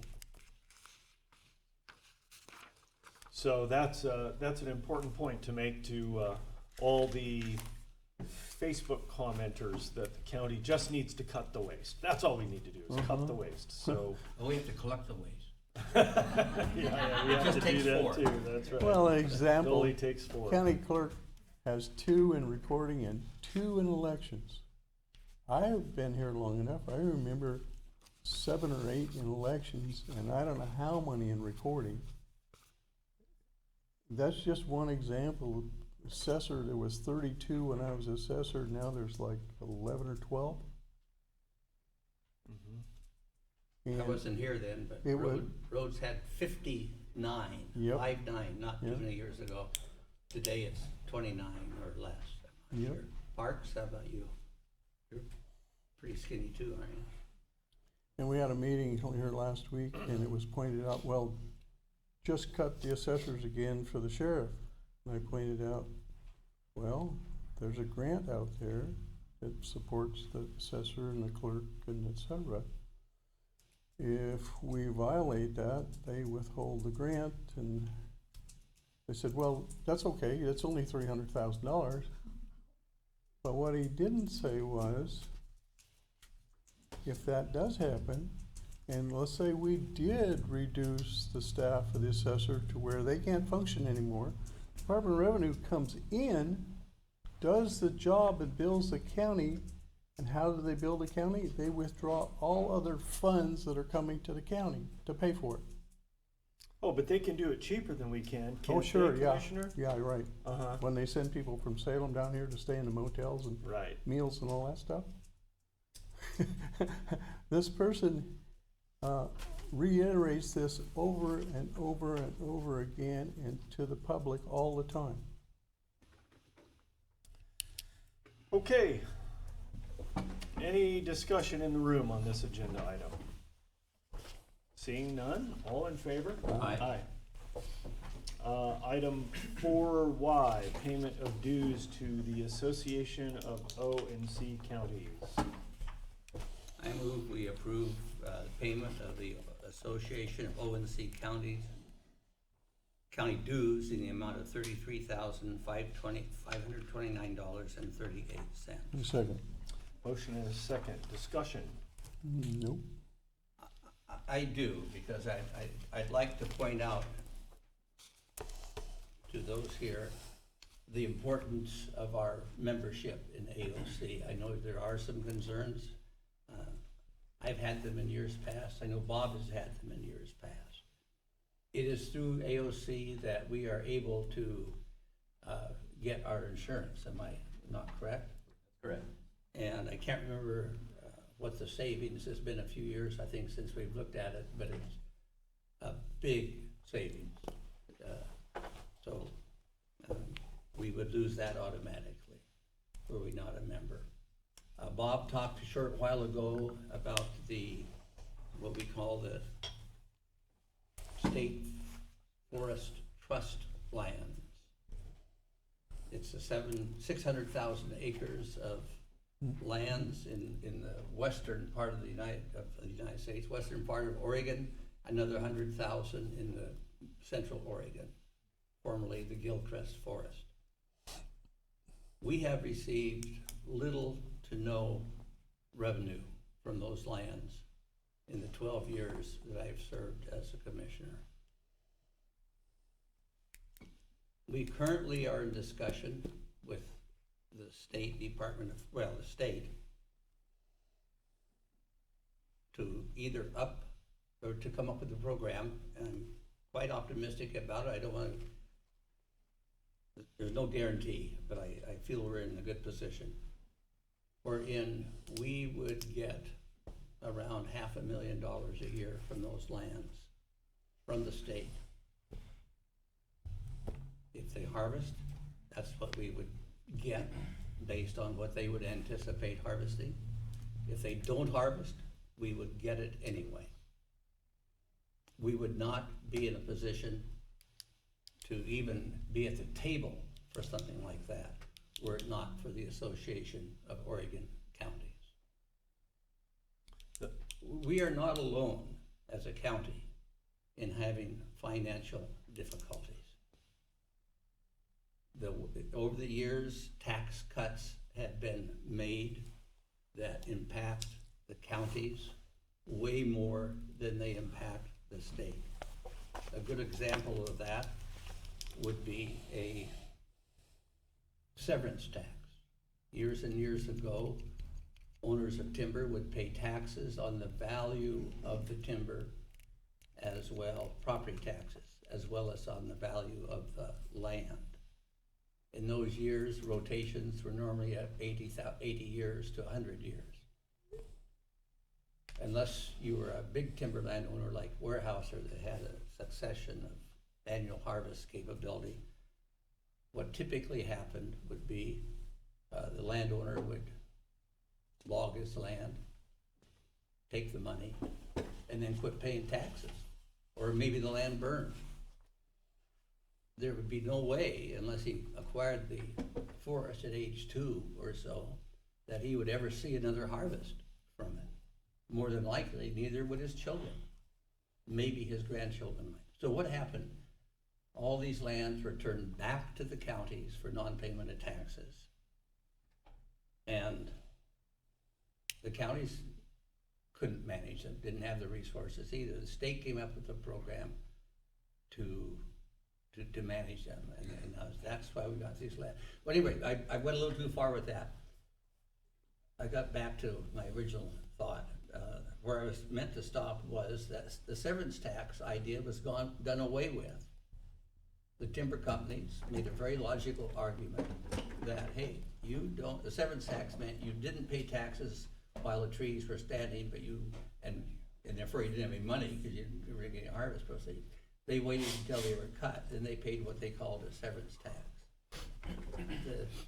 After years of doing that, and that tax was a local tax, just like property taxes, meant to support counties and schools and whatnot. The timber industry was able to make the argument that you don't charge a farmer severance tax when he harvests his corn. So why don't you charge a severance tax? Or why would you charge a severance tax to the timber companies? And the timber companies prevailed in that argument. The counties lost. Frankly, the counties didn't object. They had so much money coming in from federal timber receipts that they never looked ahead very far. I think that is something that we might be able to reenact, but we certainly are not going to be able to do that if Coos County's standing alone. We would have to have a union of most of the counties in the state. That is one of the purposes that the Association of Oregon Counties can serve. I don't know of any other door to getting that done other than through the AOC.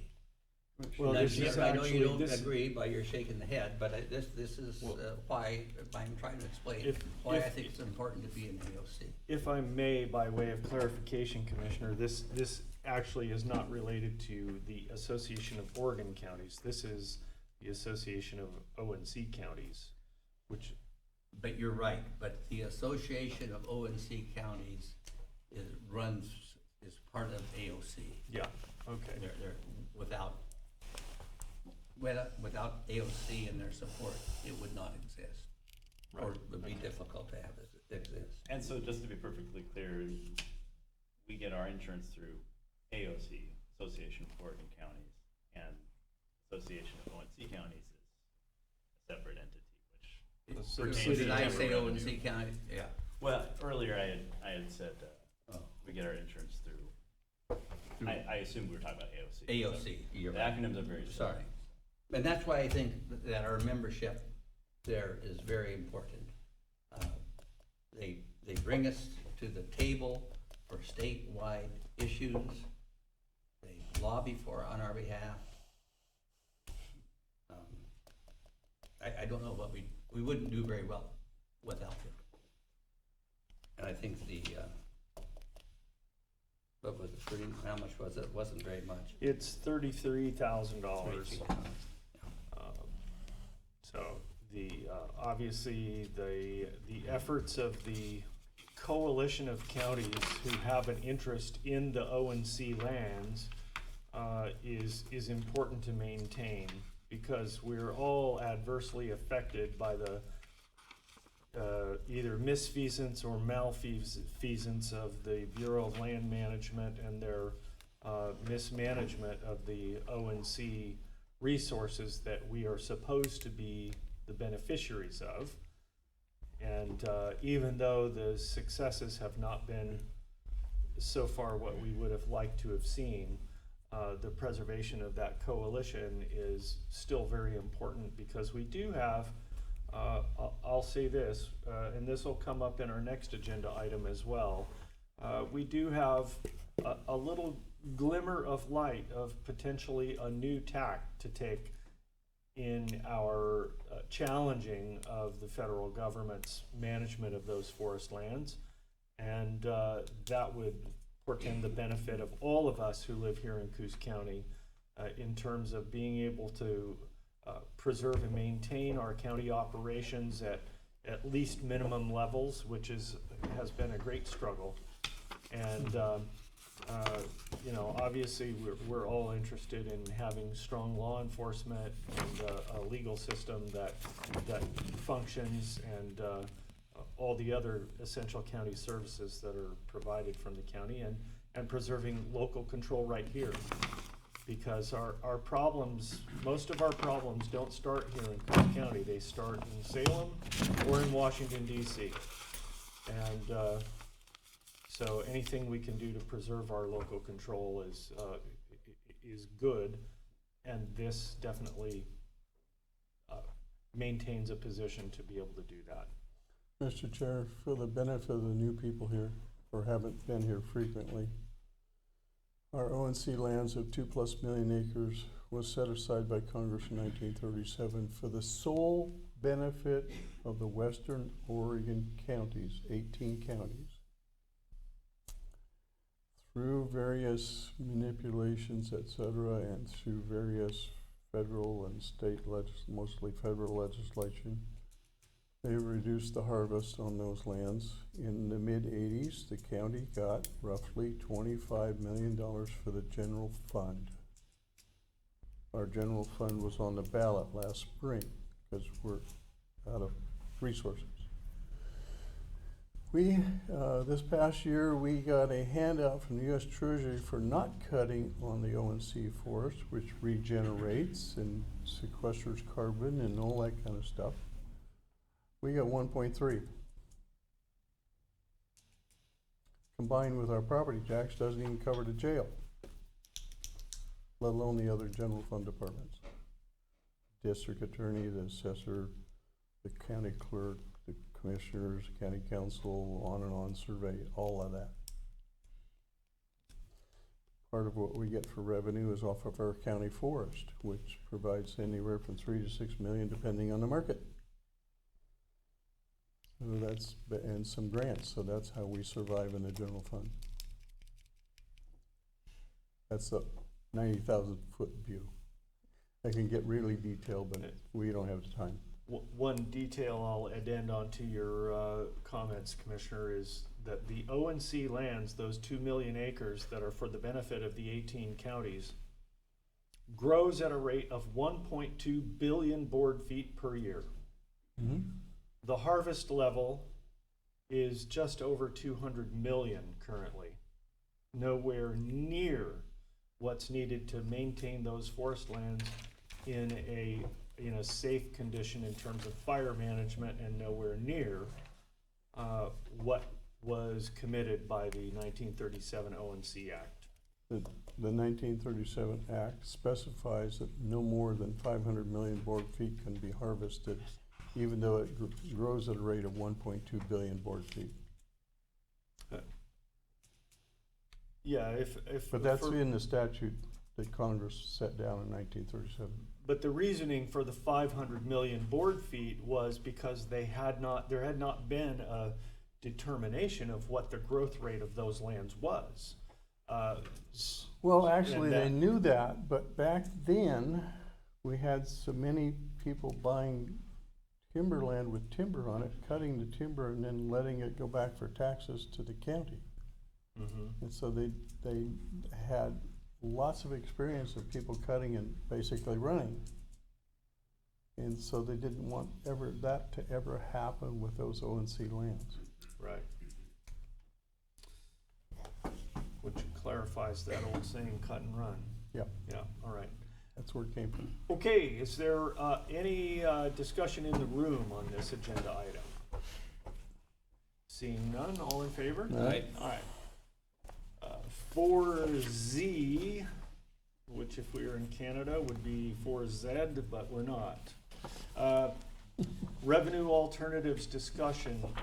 This is my agenda item. Coos County faces a perpetual shortfall conflict because revenues do not pace with inflation. Insolvency will ultimately result unless a solution is found to increase county revenues without placing more burden on the backs of landowners.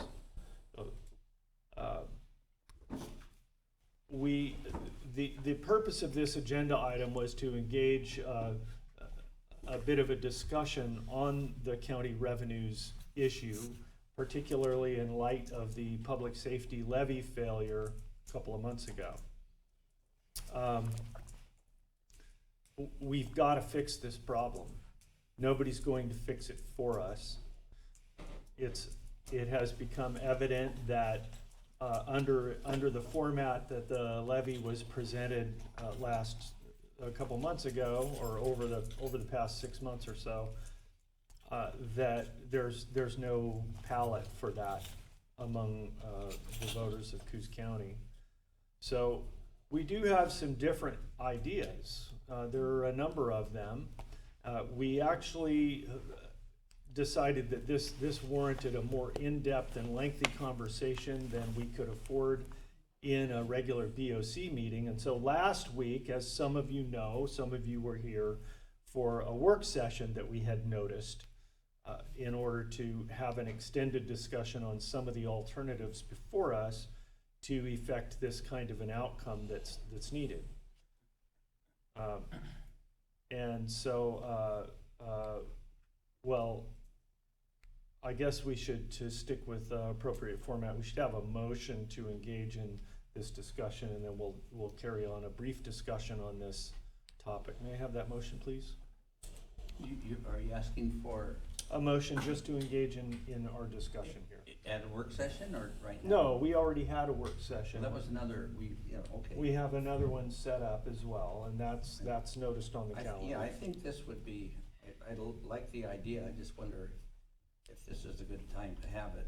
Well, I envision this as a rather abbreviated discussion. So I consider that a motion then.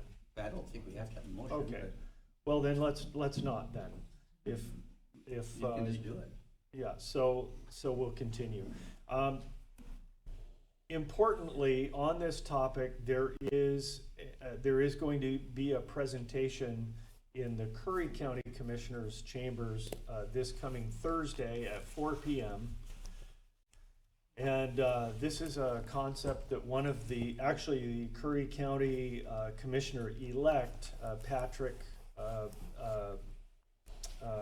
sorry, his last name's escaping me at the moment, but anyway, he has identified a potential avenue that we might take in terms of challenging the federal government and the management of the O&C land specifically. I referenced this in our last agenda item. And so we're going to be discussing that because, again, as affected counties, it's important for us to stand together. So we are going to work every way we can with Curry County, with Douglas County, with Lane County, and the other counties. But particularly right now, we're in the Southwest. We all have very similar dynamics that we're up against and challenges that we're facing. And so the more we stand together with the as counties, the more effective we can be against the regulations and the state and federal policies that have been adversely affecting us budgetarily. So anyway, the discussions the ideas that we talked about in our work session last week boiled down to, first of all, the tax swap idea, which is a concept of implementing a 2% countywide retail sales tax with certain exclusions, like perhaps unprepared food and pharmaceuticals. And then what the revenue that we would anticipate from that 2% sales tax would enable us to levy 0 on the property tax permanent rate. What that would mean is $1.08 per thousand of assessed value that would not be levied upon property owners in the county. So if you have a $300,000 house, that would save you about $324 a year on your property tax bill. Of course, you would have some expense when you engage in retail commerce in the form of some sales tax that you would be paying. But the estimation is that it would be approximately the same. If you're a profligate spender on all kinds of fun things, your cost might be a little higher. But the reality is that idea would significantly bolster county revenues, and it would do so with a mechanism that tracks with inflation, which property taxes do not do. There's no way that property tax can even close to keep up with inflation. That's part of the reason we have the problem that we have. And so the idea here is to look at a different format. Another idea is a 5% sales tax with a Coos County residency exemption. So you make a purchase, there's 5% sales tax, you show your ID that shows you live in Coos County, and you don't have to pay it.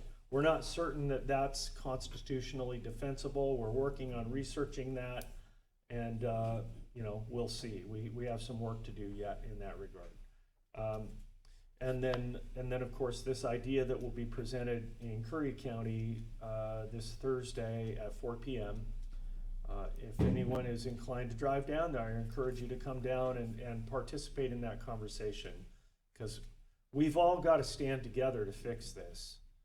An underfunded county adversely affects all of us, no matter what our political beliefs are, no matter what side of the fence we're on. This is our county, and this is our sheriff's department, and our jail, and our emergency medical response team that deals with people who need help. And this serves us all, and we have to stand together to fix this problem one way or another. So, any other discussion, commissioners?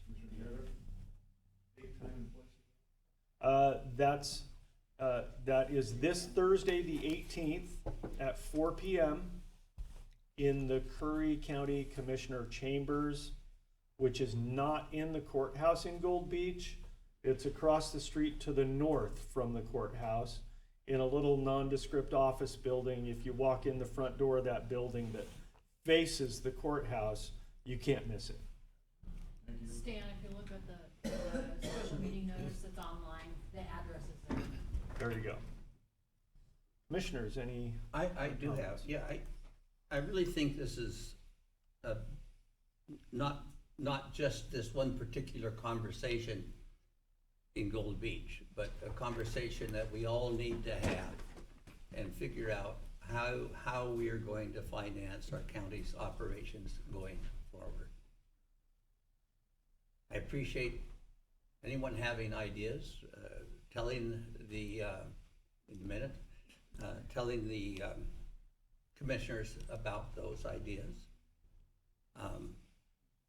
A lot of ideas sound good, but they need to be highly vetted before we really start talking about this is better than that. So let's get those ideas out there and give us time to vet them. And it won't be a simple process vetting them, because there's a lot of things to be considered. But we have to engage in this conversation.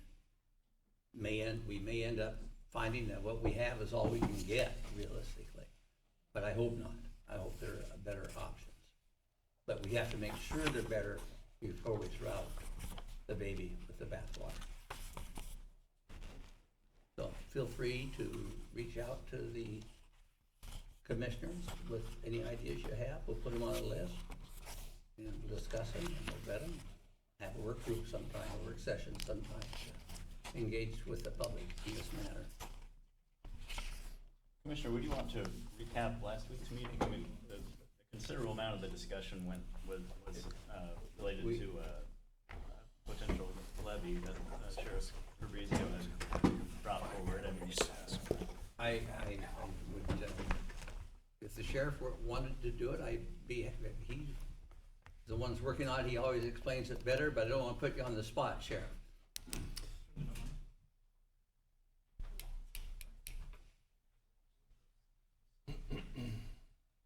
Try to be brief. But just a recap of what we talked about. Yeah.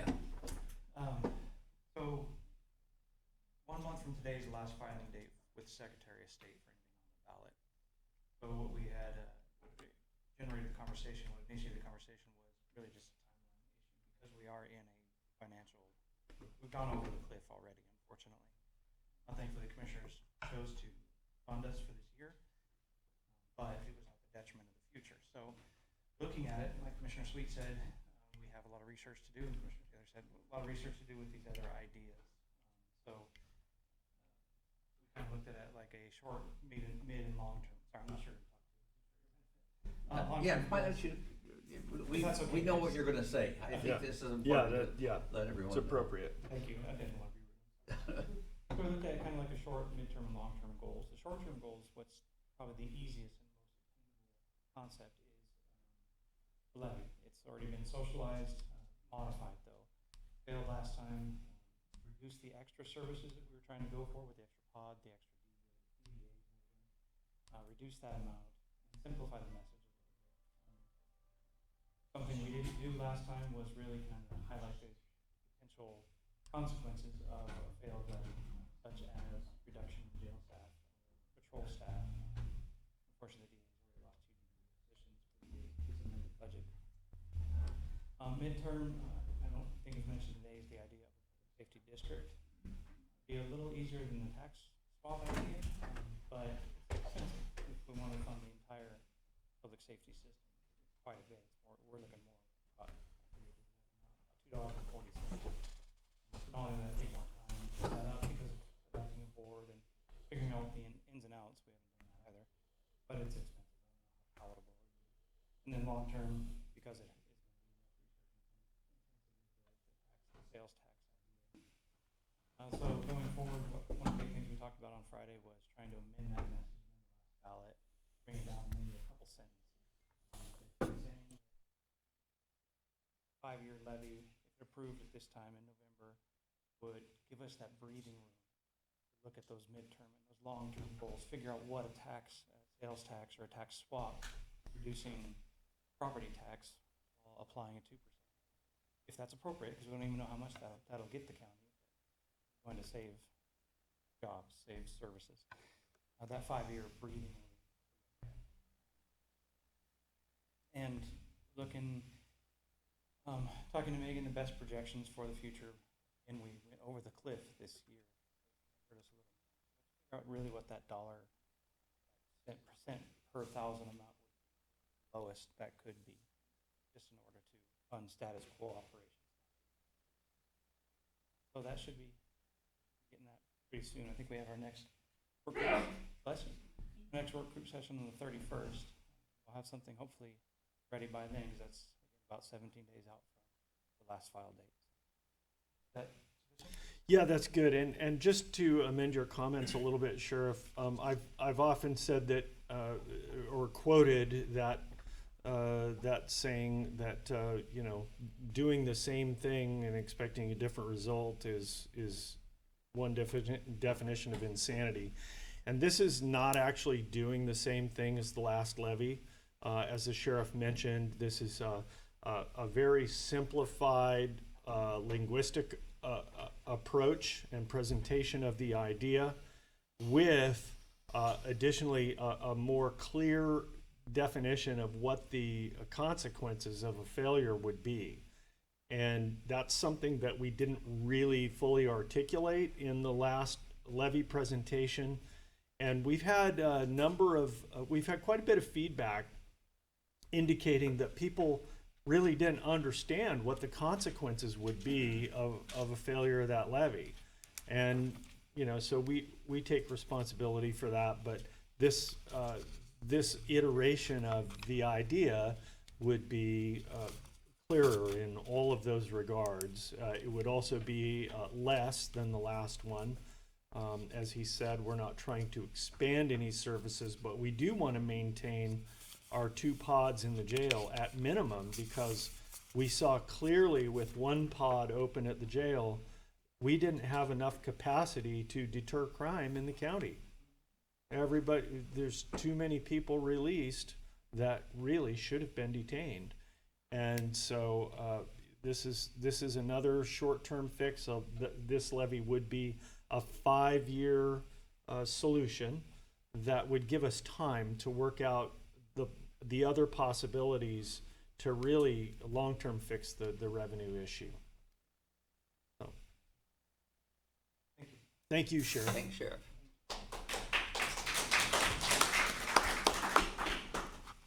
And, Mr. Chair, I would, in reading a lot of Facebook posts, one of our local doctors put out a question about, you voted no, why did you vote no on the last levy, that sort of thing. It's amazing to me how many people do not have even a rough idea how government works, whether it's city, county, etc. I really wish that the schools would bring back in how, go into depth, how city government works, how a county government works, etc. So then they're informed when things happen and they can make comments, constructive, informed comments about their government and how it's run. It is amazing how many people have no clue.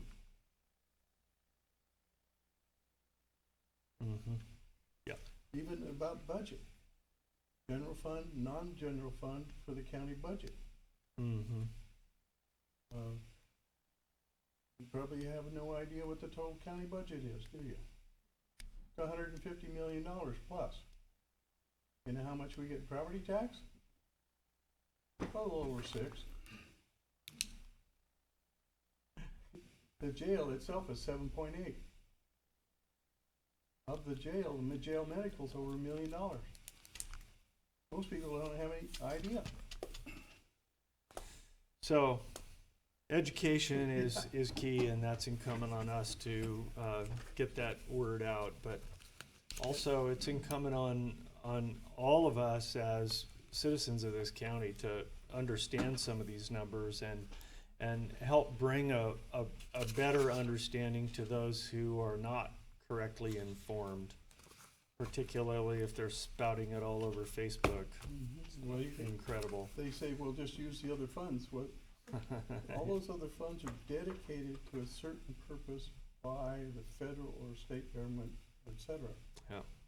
They cannot be used for another purpose. If you do, you get in trouble. A lot of folks out there don't understand that. Just one comment to make sure you know how important the second pod in the jail is. When each pod has a capacity for 49 guests. One pod was completely filled. Within 3 days of the second pod being opened up, we had 29 additional people in jail. I very much doubt that the best motel or hotel in the world, newly opened, would be able to be at half occupancy in 3 days. But we can do it in our jail. It shows how serious the problem is. You want to hear one more crazy thing? Ninth Circuit Court, San Francisco, ruled that if a prisoner doesn't have legal counsel within 7 days, including murder, you have to let him go. Imagine that. We had to step in, I had to get a hold of Not murder. Senator Smith, who got a hold of the governor to get a counsel, state-appointed counsel, for the guy that we hauled back from Arizona on all kinds of ugly charges. Otherwise, we're gonna have to let him go. I move Okay. approval of the How crazy consent things calendar. have become. Okay. Move approval of the consent calendar, Mr. Chair? Yes, sir. Yes, I we just have a did. motion. Okay, second. Motion is second. All in favor? Aye. Aye. And I'll Very forego good. commissioner comments if we can have a restroom break before we start citizen comments. All right, we will have a 3-minute recess and come back with commissioner Maybe reports. 5. Oh, If there's a Maybe line at the 5. door. Maybe 5. We'll see how it goes.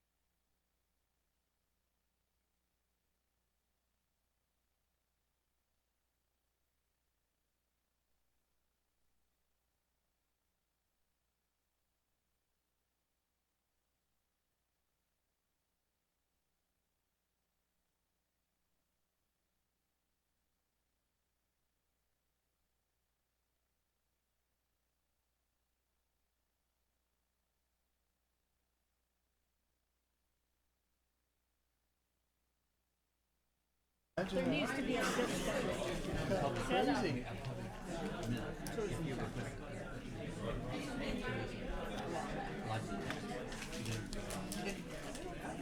All right, moving right along. May I have order in the room, please?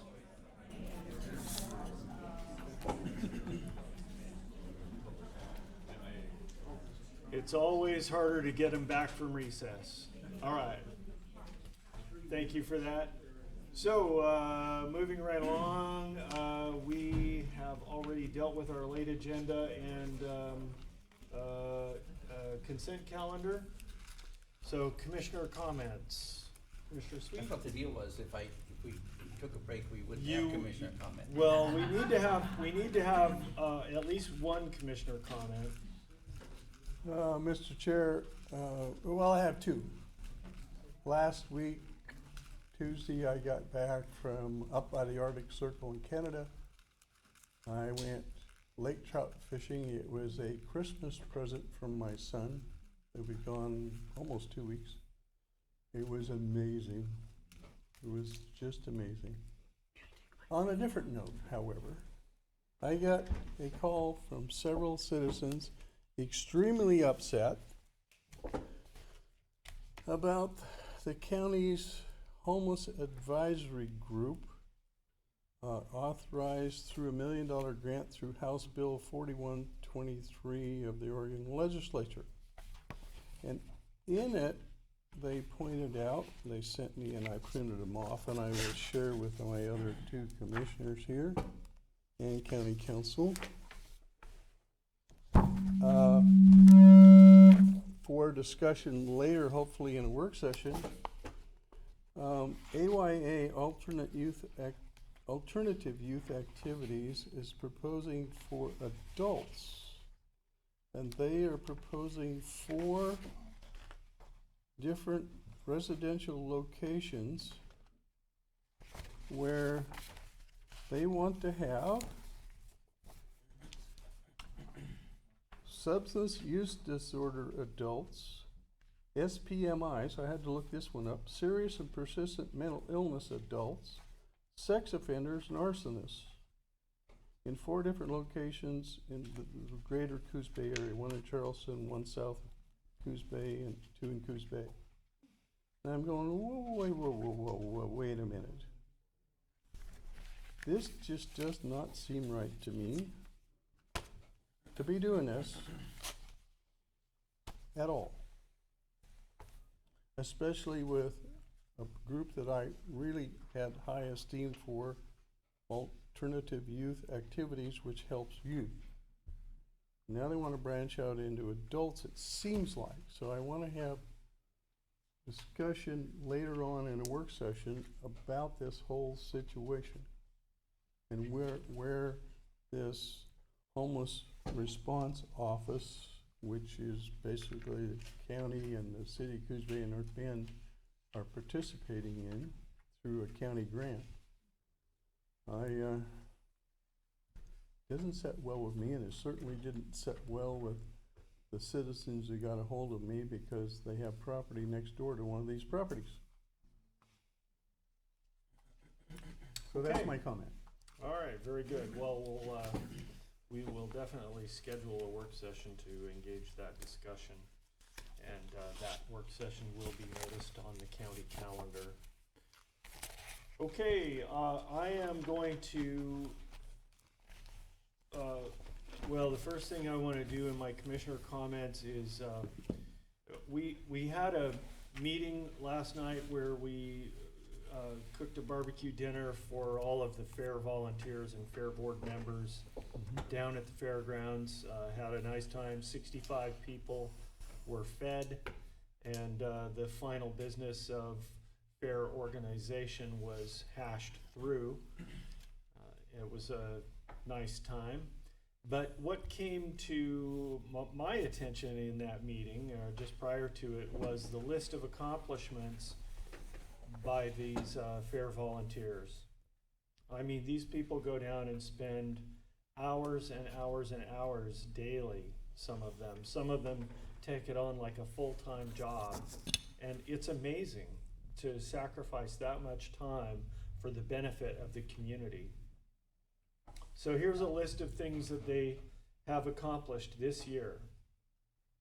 New light poles in the arena, new bucking chutes and lead-ups, moved the announcer stand, new bleachers in front of the grandstands, new pig washing station, moved and increased the size of chip bunkers in the loading ramp, moved the floral building to the saloon area, raised the south lot, raised the concert area, put up 400 by 10-foot fence for bulls, new roof on the museum, raised the floor in the Oaks building, remodeled the boys' bathroom in the Clarno building, new roof on both 4-H barns, new roping chute and lead up, new stripping chute, gained title to Leaps Field. The Leap family donated that field to the county for the purpose of additional parking for the fair. And camping, yes, Right. thank you. What's the size of that field? I wanna say it's 2 or 5 acres, Somewhere in there, anyways, quite a generous Substantial, donation. yeah. Use of Marisol O'Brien's field and installed multiple gates and a culvert. Tree removal at the office in Oaks Field. Retrofit the old bleachers up to code, we're halfway done. Assembled new picnic tables, assembled new bleachers to the north end of the arena. 4-H mini split heating and cooling units in the Clarno building so you won't die when you're going in to look at the artwork in there. Purchased a water truck, rebuilt the Morrow Arena, added dirt to R&R grade for more camping. Moved the rose garden, removed the fence and repurposed to the fence in the north lot. Had several parts of the fairgrounds surveyed, loaded out 20 yards of old sawdust compost, removed the fence behind the grandstands, repurposed to fence the lot in the north, added new gates into Fisher Rains Field, removed old bleachers and salvaged the wood, worked on a French drain and added downspouts on the Oaks building, fixed the broken flagpole, removed beaver dams, and cleaned up the ditch at Leaps Field, added multiple water connections south of the Midway, and built a new groomer area for the arenas, painted the rodeo arena stock panels. And soon to come is a new food pavilion, remodeling of the girls' bathroom in the Clarno building, an addition to the llama barn, indoor arena, largest music event center on the southern Oregon coast, add additional RV electrical outlets, and add an RV sewer dump site with a pay station. That's what's going on at the fairgrounds, and those people are doing an amazing job. And One of the fair board members right here, Darius, thank you for your hard work, Darius. And I didn't hear, maybe you said, that there's a brand new roof on the 4-H building. Yeah, I believe that was, Is that there somewhere? that was up there. Huh? The 4-H horse barn. Yeah. Well, the, The 4-H horse barn? where the exhibits are for 4-H And too. when you go to the fair, wait till you see what they did with the old roofing from the horse barn. I'll give you a hint, if you go to get a beer, you'll see it. That's where I'll leave it. Yes. You know, Derek. it's probably worth noting that the fair is a non-general fund department, and while we did, you guys graciously gave us some of the ARP Recovery Act money to help us with, most of those projects were done through volunteers, grants, donations. Didn't cost the county a dime, but it all goes into the county inventory. Some of those fair board members have been down there 3 or 4 days a week for the last several years. Yeah. Every week. Yep. Working on stuff. But and a couple of volunteers, just non-board Right, non-fair yeah, board members that yeah. just show up every day. That too. And do free labor. Yep. And, donate some of their own money to some of the projects. Absolutely, yeah, and equipment. Yeah, it's. Great big excavators. This one person's retired who was in partnership with his sister and brother on a big logging operation. Every once in a while he shows up with a great big excavator or something because, well, they didn't need it today and we need to do this. So they would truck it in on their own expense, use it, and truck it back. Just, I'm gonna make just as the- a small example of the thousands and thousands of hours that some of these people have put in the last couple of years. I'm gonna make an exception that I'll probably rue, and that's to say, instead of saying thank you to everyone that helped, they're gonna mention one person. It's the same person that Bob just talked about, Gary Haga, retired logger. He's down there every day. But he, not only is he down there working along with several other people that he's encouraged to come in, he's out raising money and he's bringing in equipment. He's masterminding the whole thing.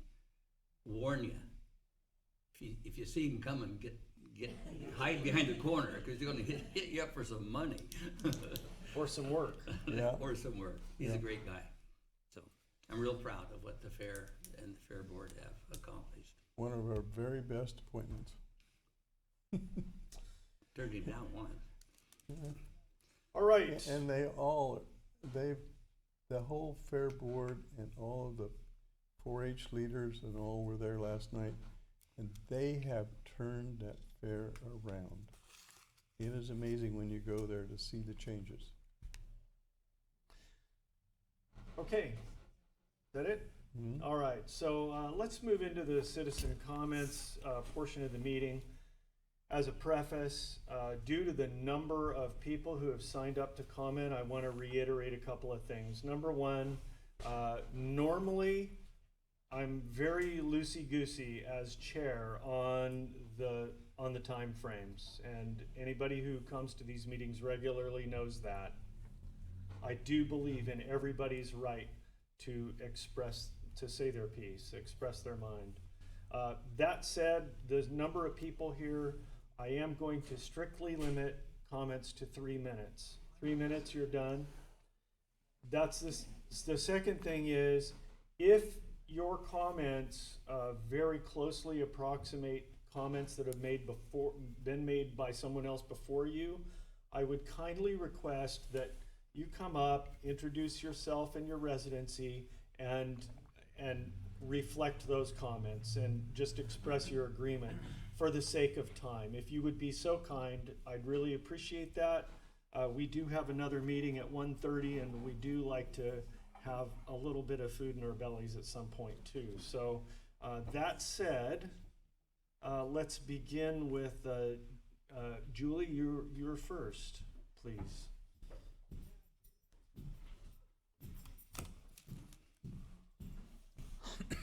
Good afternoon, Julie Brecky, County Clerk. I'd also like to start this off by saying it seems very fitting that every time the discussion is about something related to elections, we make a point to keep it to 3 minutes. But during every other board meeting that I've sat through, we have not. So I would just like to throw that out there. No need for you to comment, because I'd like to keep my 3 minutes. Thank you. Last week when I was on vacation, as I told the board I would be, there was a late agenda item. I'm told late agenda items are normally for time-sensitive and insignificant things. I guess that we will say that the reason that Douglas Franks was allowed to speak was because of his insignificance. Rod serves as our elections liaison, and I find that interesting because Rod has never been to our department since I've been there to watch the process of elections. He repeatedly talks about how elections are rigged and brings in said experts to counter anything that our department has done to increase our feelings of safety, security, transparency, and to make sure that the election process is run in a smooth and fair way. I will say that one of the big ways that we denounce election deniers is by pointing people to facts. And so that is what I'm going to do for you now.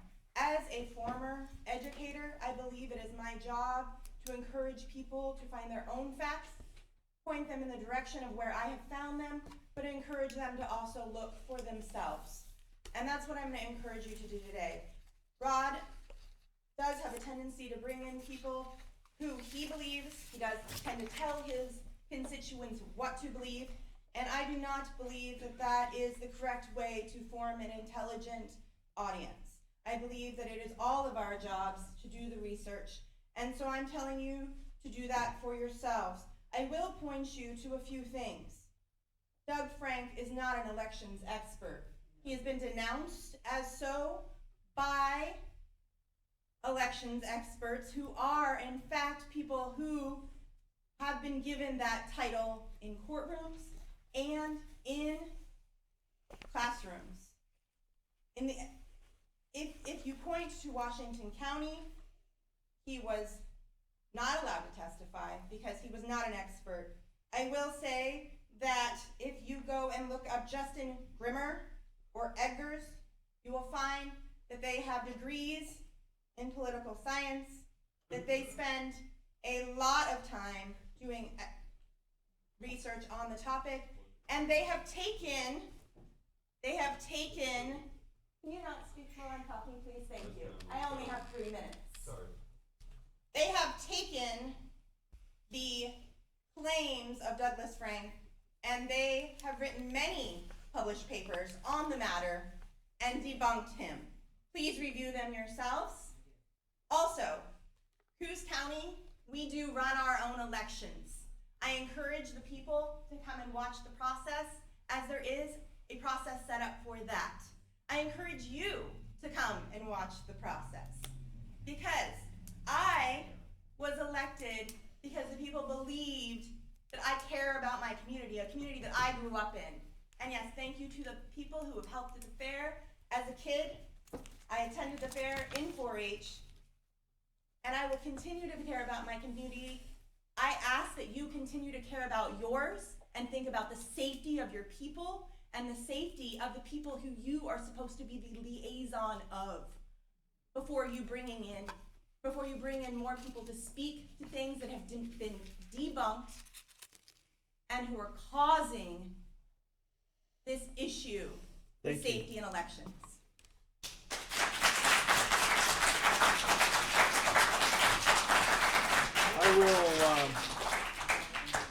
I do need to address one thing before moving on to the next citizen comment, and that is that I have consistently and repeatedly, ever since I have been honored with the position of this seat on this board, I have always, after engaging Julie the very first time and seeing her personnel, meeting everybody, seeing what their operation is, I have always said that I believe that our county clerk is honest, has integrity, and is doing a good job running a good department with the resources that she has available.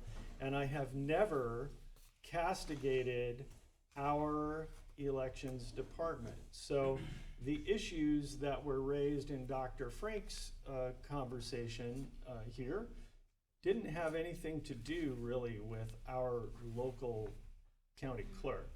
Had to do with the process and the system of mail-in balloting.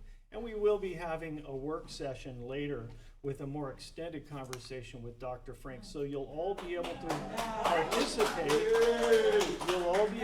participate and ask questions of him at that time. So that'll be really great and informative. Mr. Thompson.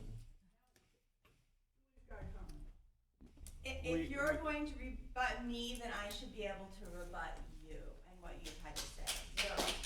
Then you can do so at the end when everybody else on the list, you can have another turn. Okay. I always afford that. Phil. Phil Thompson, Coos Bay, and I'd like to thank the clerk and IT for calling what it was, you don't follow your own procedures, and you see why people don't trust you guys. We had the big thing about moving citizens' comments to the back, to the very end. And look at all the older people in here that sat through this whole meeting that shouldn't have had to because of personal likes and dislikes. This Dr. Frank, to me, and this is my opinion, he was a brainwasher. You got people that's gonna believe everything he said, you know.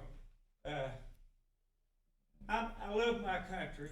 There's a lot of Republicans just like me. They love their country. I'm a Democrat, but we all love our country. But you got a faction of MAGAs, or whatever you want to call them, that are just bound and determined to create all they can, and maybe even throw the government. It's BS. You listened to Dr. Frank the night before you invited him up here, and then you used a late agenda item to put him on the board. That's not right. You need to go back and get some training while you run these meetings. I'm really upset right now, so I can't talk as good as that lady or any of them. But that is not right. You guys are trying to really, as far as I'm concerned, a bunch of you don't give a damn about this county. You want to run it by the way you want to run it. I trust the people in this county to vote the way they want to. And I think most of them are, just like I said, they love their county and their country, but they don't have some people running it that wants that. Thank you. Yeah. That's why in 2020, Coos County voted 58% for Donald J. Trump. Yeah, they did. Thank you. Ms. Gedry.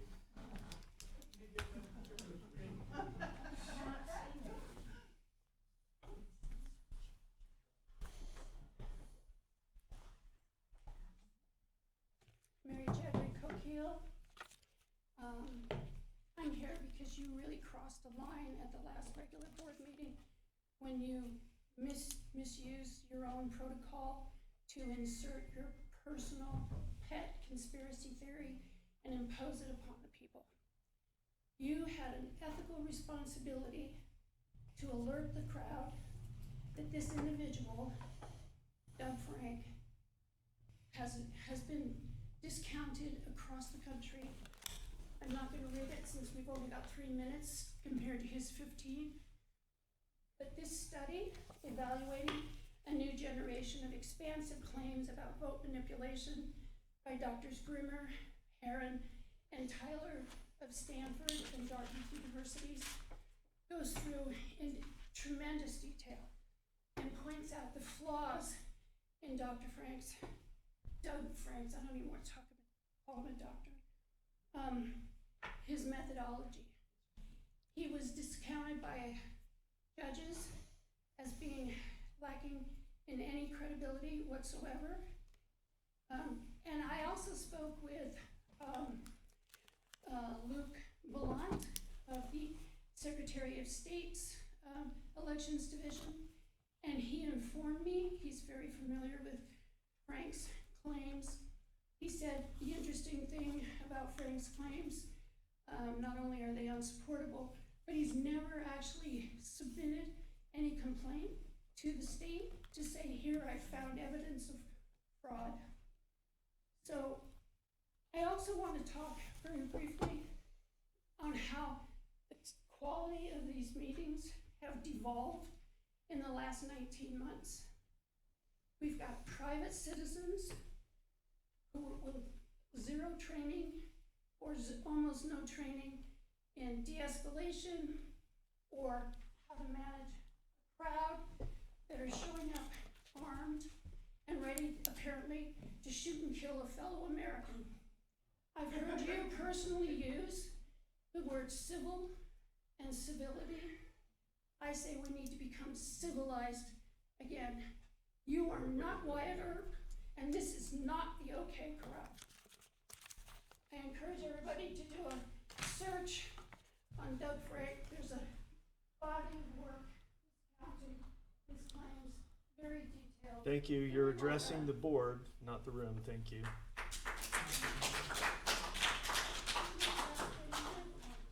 David Jennings.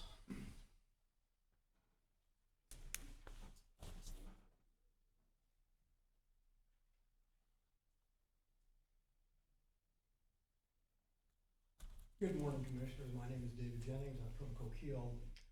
One of the things I think is interesting about all these claims of election fraud is how they all evaporate or disappear like a mirage when they go to court.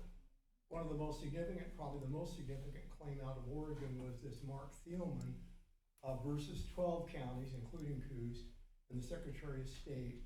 And he had a 45-page lawsuit that made serious allegations. Two of the other plaintiffs who were not lien plaintiffs were unsuccessful candidates for clerk and for commissioner. The federal district court basically dismissed the thing, said there was no merit to it. The Ninth Circuit Court said that the plaintiffs couldn't even admit it, that they did not know if the Oregon elections were fraudulent, and they said their claims were purely speculative. And all these spectacular claims in the end amounted to nothing. Now, the heart of that lawsuit was an attempt to overturn Oregon vote by mail. If people that do not like these elections feel that there is a problem, they can implement election reforms just like the people that implemented vote by mail. Passed overwhelmingly in 1998 in the landslide.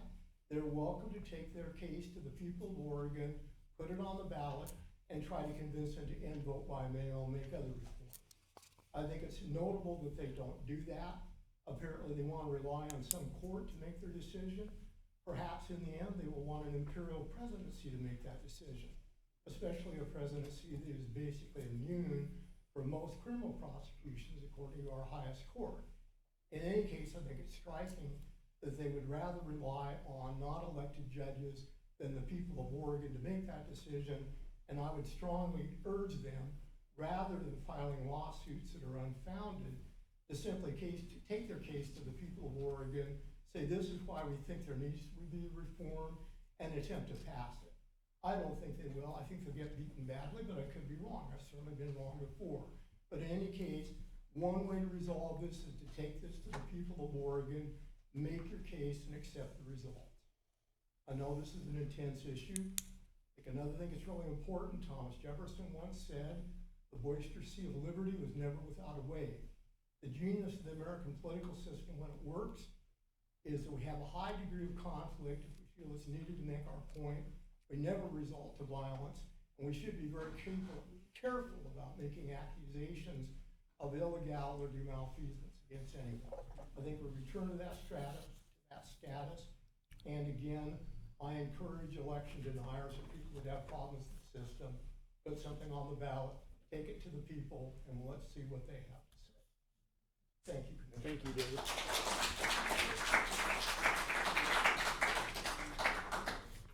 Dee Dee Murphy. Next is going to be Karen Crouch, so you can be prepared. Good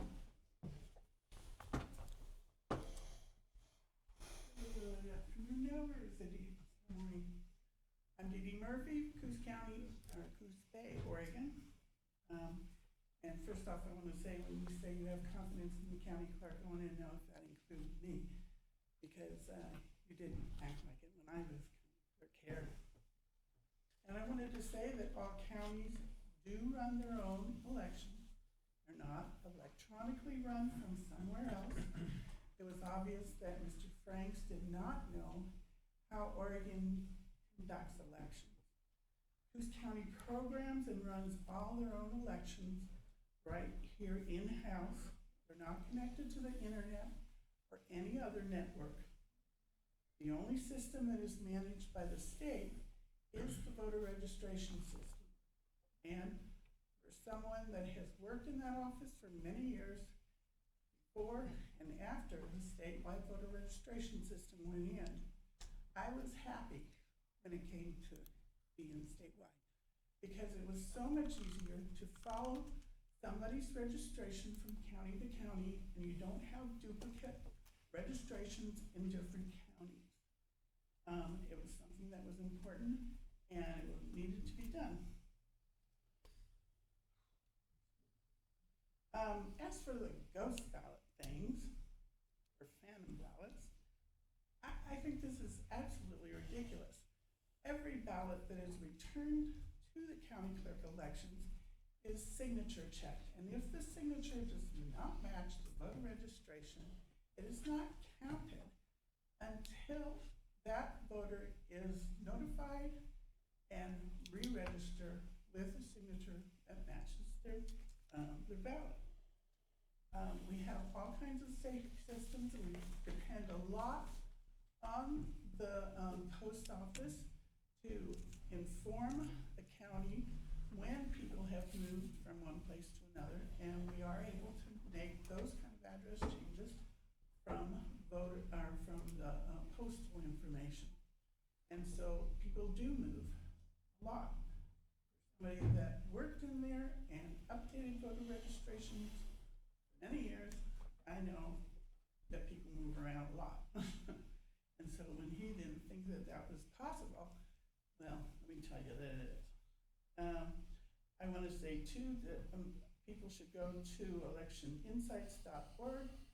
It explains the information that the 3 doctors that they were talking about have on Dr. Frank's insights that he might have. Thank you. All right, thank you. Karen Crouch. And next is gonna be Mo Aker.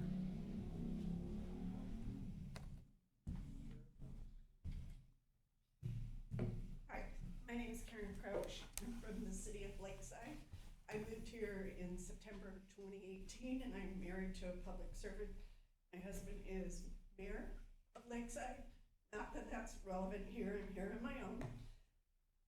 I understand that our most critical duty here with Coos County is financially related.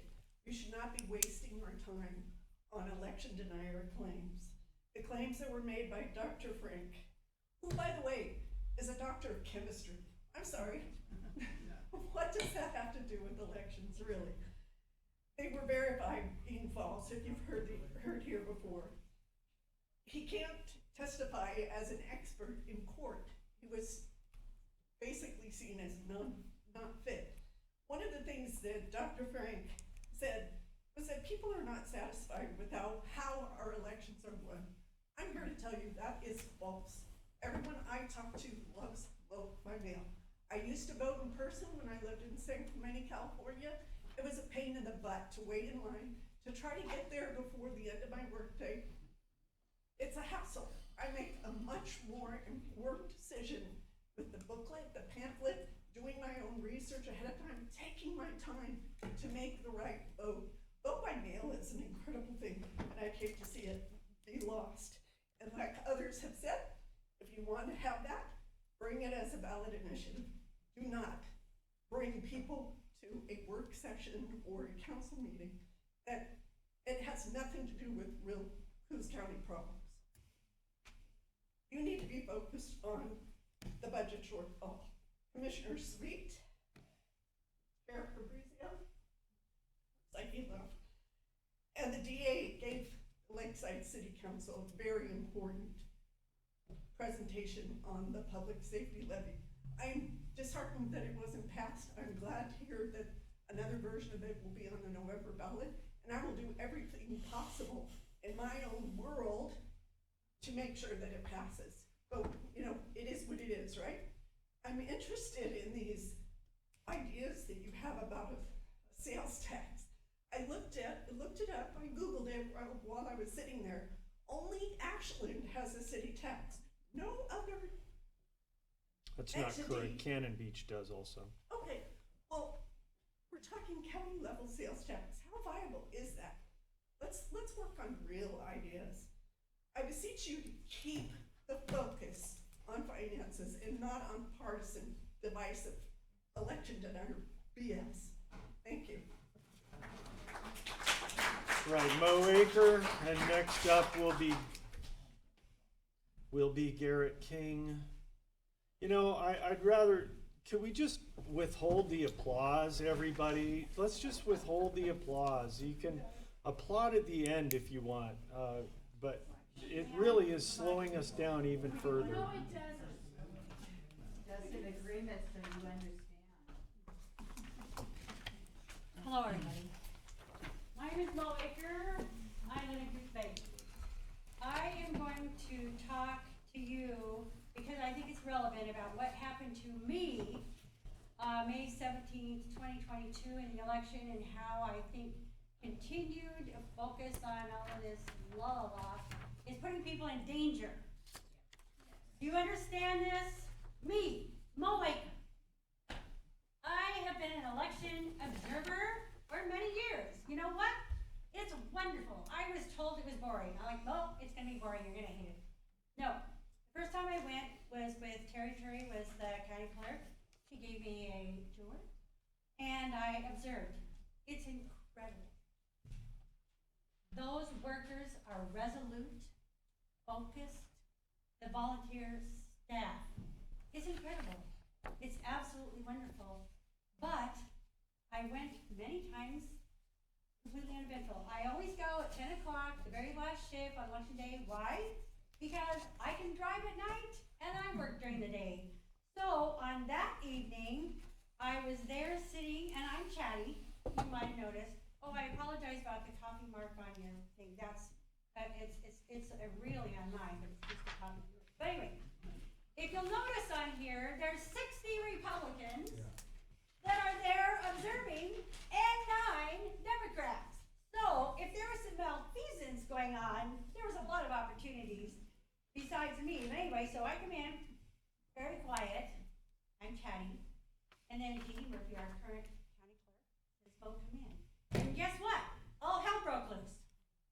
Why was there a mob that night for me? You tell me. I was screamed at, what was it they called me? This lady, I have no idea who she was, she called me a flaming Democrat. That's an inappropriate word for a gay man. I don't know why she called me that, but she was screaming it. Mo, and she's the past chair of the Democratic Party, screaming, and Davey, thank God, was like trying to calm everybody down. I was terrified. You minimized what happened that day. You said, "Fucking cats." No, I was very, very scared. And when you continue this thing, people are going to get hurt. Okay, so I go in, I'm sitting down. Oh, you have to sign a thing, follow all the rules. Okay. When I sat down, the screaming continued. So, anyway, all of a sudden, we hear this clamor outside the building. And one of the workers said, "I think we should all leave together tonight." And I agreed. And then, as it continued, by the way, those workers were resolute.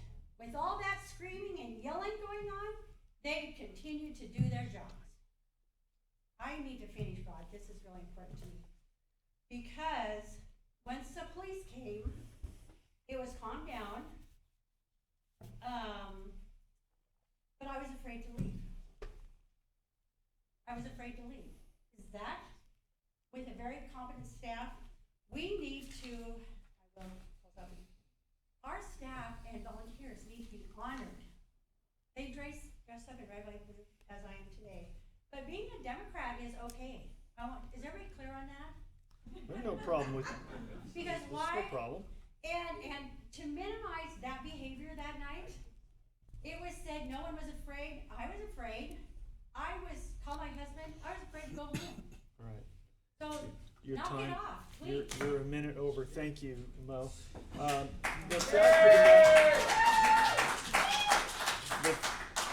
The fact of the matter is that I have never minimized the concerns, and I have always said, and I have always stated that our county clerk runs a good, honest department, and that if there is an issue with our voting system, it is not here at the county level. So that's what I have said. Garrett King, good morning. No comments from the field, please. Thank you very much. This is Garrett's time and our time. Thank you. It's unfortunate that I have to be here today to make this public comment instead of when this item was actually debated. However, because of a quote communications foible, the guest speaker was added as a double or triple late agenda item. As Brecky mentioned before, this is not the first time this has happened. That is not exactly what I would call open or transparent government or government for the people. The guest speaker, Douglas Frank, is a known controversial figure in election circles. Either the commissioners had to be ignorant of this fact or they did not care. It appears the fact that he was partisan, divisive, and controversial is exactly why he was brought to this board.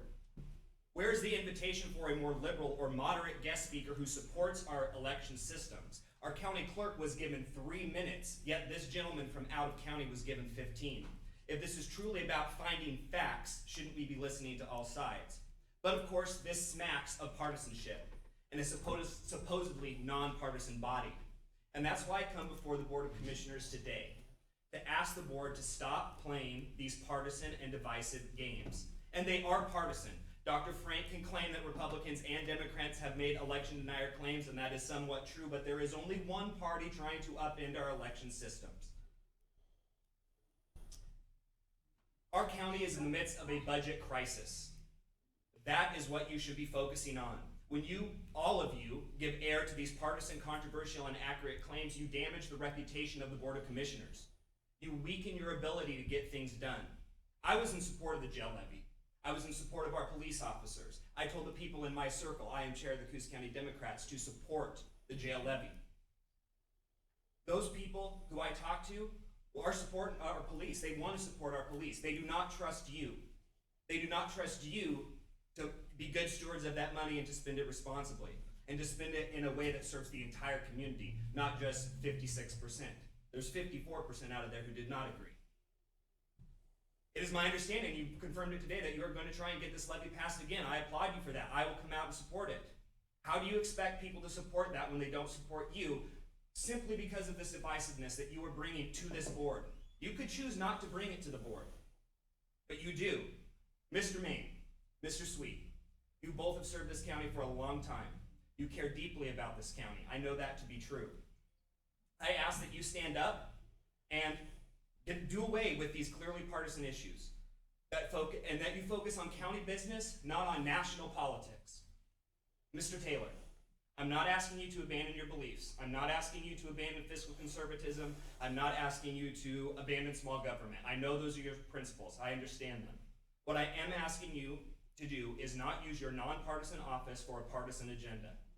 You can't argue that Dr. Frank is a partisan person and it is furthering a partisan agenda. Let's focus on the problems that truly impact our county. I want to work with you to pass this levy, but I cannot do so when you bring these divisive issues to our community. Thank you.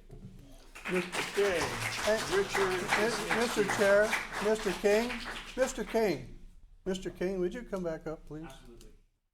Thank you. You mentioned commissioners 3 or 4 times in your talk. I was not here last time. I was in Canada. You said commissioners. Thank you, Mr. Maine, and can I answer you? Because I'm right there with you. I'm glad that you had a great time. You have a nice tan going. I like that too. I know you weren't here. You couldn't have stopped that. I'm asking you to stop it in the future. I understand that Okay. part. Then, the second comment, David Jennings said, we shouldn't be accusing people of illegality, etc., without basis of fact. You, however, sent a letter off to the Ethics Commission of the state of Oregon saying that I had an ethics violation and it was summarily dismissed out of hand, and you and 2 other people, by the state of Oregon. You should take some of your own advice. Mr. Maine. Amen. I absolutely will. As you know, we met maybe a year ago. I'm rather new to politics. I'm rather new to sitting at commissioners' meetings. I'm rather new to all of this. But you should have facts before you accuse somebody of ethics violations. And I'm standing up here, and taking responsibility for that before you and understanding where all of that wrongdoing might have occurred. And I vow to do better in making sure I have more facts and those sort of things moving forward. Just keep it in mind in the future. I am not an elected official. You're a school teacher at Marshfield, though.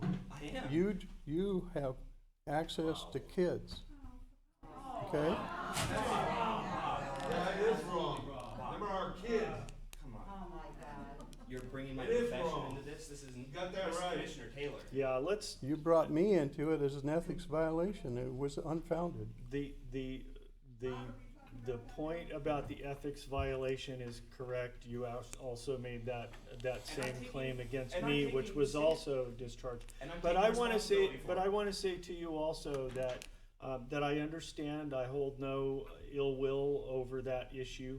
I myself promulgated some erroneous information when I was running for this office. Something on my mailer was actually a couple things on a mailer that went out on my behalf were inaccurate, and I took responsibility for that, standing right there before I was sworn in. And I understand sometimes you make mistakes. This is a learning process. No problem.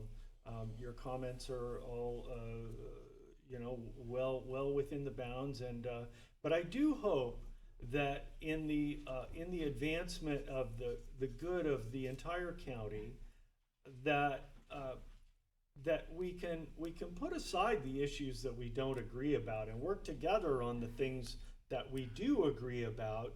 Otherwise, we're in the precarious position of cutting off our nose to spite our face, I which personally none of us agree, wants to do. Which is why I supported the jail levy, why the Democrats supported the jail levy. Yeah. But I'm telling you that people in this county will not support it with the current divisiveness of the rule. Right.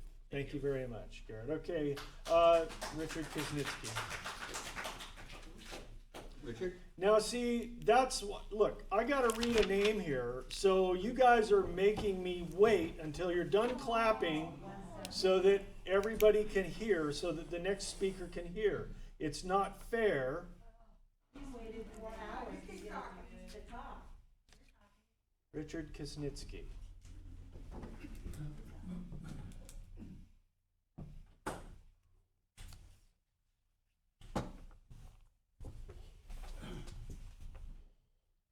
So, I'm Richard Kuznitsky from Coos County. Can everybody hear me? Good afternoon, Okay, Richard. so I want to remind you guys that the reason we have these commissioner meetings is to get the work of running Coos County performed and done. It is not to inflict some right-wing bogus election fantasy on our county and using up our county's time. Okay, a lot of the claims that this Frank's made have already been disputed by other people speaking.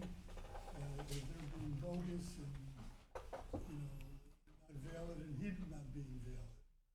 Okay? If he were really, there's another point I want to make about his claims. His purported concern about election fairness.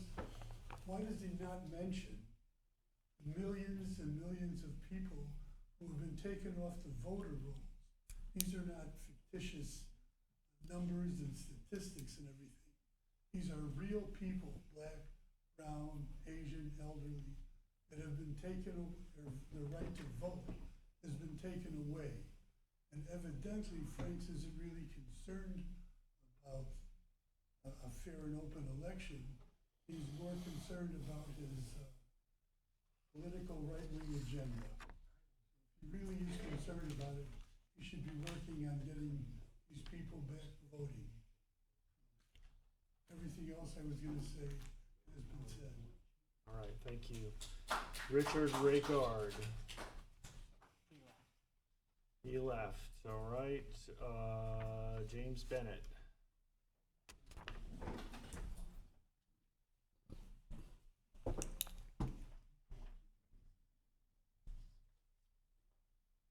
Jim Bennett, Bandon. In our last commissioner cycle, I kind of dipped my toes into playing campaign manager, and I compared notes with other citizen kind of patriot groups around in Oregon and California, and found that the same half a dozen different instruments of impropriety were being used everywhere.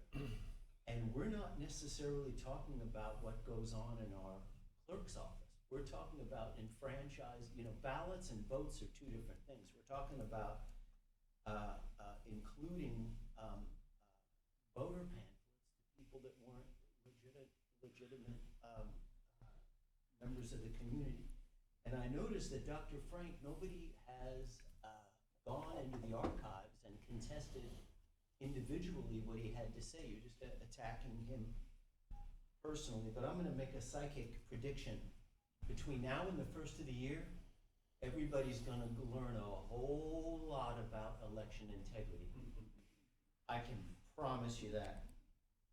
We lose custody of the ballots. You know, they go to Portland. It's not right. By the way, there's a very interesting little documentary that you guys might want to search. It's called Curious in Coos County. Kind of interesting. Anyway, with respect to getting off this contentious election integrity subject, the couple of few things that would completely change the complexion of our fiscal health here is regaining sovereignty over our forest land. And the distant second and third would be, the question I really want an answer to is what percentage of the people that we're spending all this money on, the homeless and indigent, I hate for homeless to have a negative connotation to it, it need not be. But I really want to know, and I think it'd be great if somebody could find out. I don't know if it's included in the audit or not. I'd like to know what percentage of these people that we're spending all this money on through the Devereaux Center and Coos Health and Wellness. I want to know what percentage of these people are from Coos County. And a distant third thing that I think would help our fiscal health is bringing back the hatch boxes. I mean, people have been coming every year as their parents before them, and you know, it's just another instrument of societal sabotage. Just like these urban renewal districts that are coming up. I mean, it's impossible to grow the free market economy in those areas with that in place. Anyway, the Oregon form of, that's fine. I'll talk about the other stuff next time.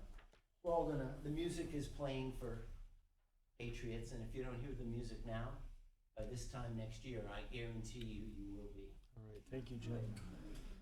Arliss Pones? I'd like to give my time to the clerk, if I may. Well, she'll,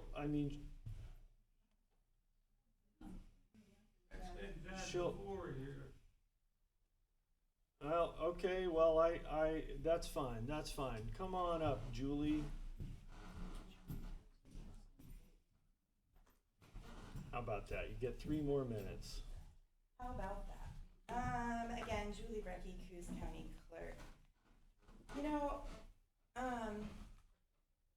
my goal, as I'm sure is the goal with everyone, is that we feel confident in our elections process. And that is why I encourage people to come and watch the process. I know I hear Rod say, yes, I believe in the clerk and I believe in their staff on one side, but then he turns around and says things like, we are not in control of our voter rolls, which we are. The Secretary of State's office is not. We do clean our voter rolls on a daily basis. I ask that if you have evidence otherwise, that instead of coming to a commissioner's meeting or telling your neighbors and your friends, that you bring us the evidence. You send that evidence to the Secretary of State's office. There is a procedure, there's a form for it even. Hold on. No, I'm going to pause your time right now, and I'm going to say, since you're fixated on evidence, I would like you to present the evidence that I ever said we are not in control of our voter rolls. When did I say that? That's what Douglas Frank is saying. You said that I said it. Excuse me, Douglas Frank, who you brought to speak on, All right, thank you. issues Your time is you have said you believe. Your Okay. time is resumed. Thank you. Also, I just met Garrett. I've never met him before. I know that he's a teacher because he teaches at my son's school, but aside from that, I've never actually had a conversation or met him. And I hear this back and forth conversation about how he sent something to the Secretary of State's office. I know nothing of what happened there. I would say this, though. I would say there is a procedure for filing complaints. If we think that there's an issue, complaint on that issue and let the evidence, let it be researched. Let the courts deal with it. Let the Secretary of State's office, let our office look into it. We will further look into it. Please. We will further look into complaints.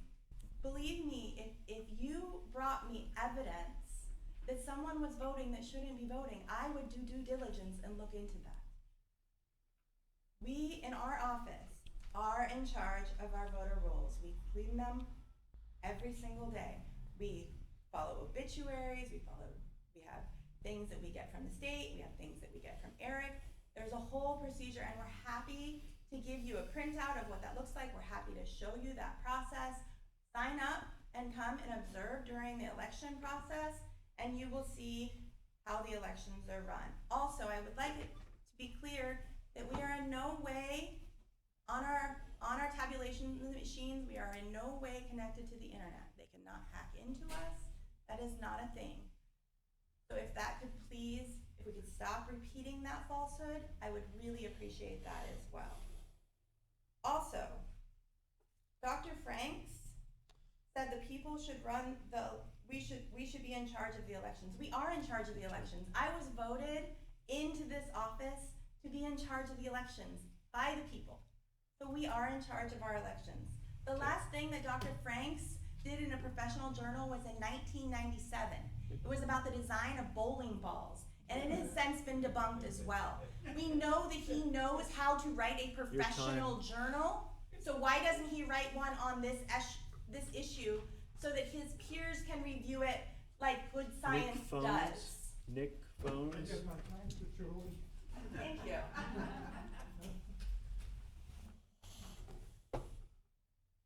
So do you have questions along this issue?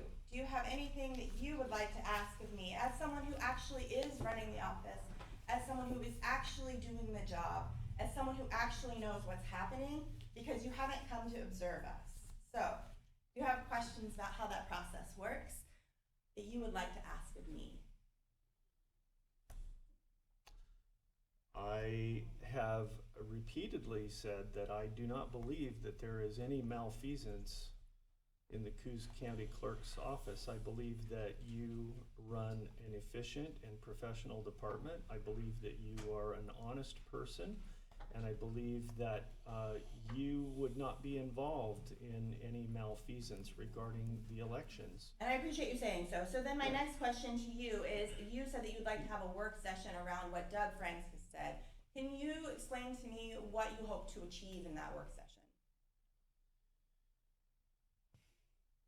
I actually would like to frame a question to the math deniers in the room. And that, you know, if you're gonna call me an election, I don't deny that there was an election. I deny that the election results were accurately and appropriately collated and reported. Okay, and and I base that on statistical mathematics.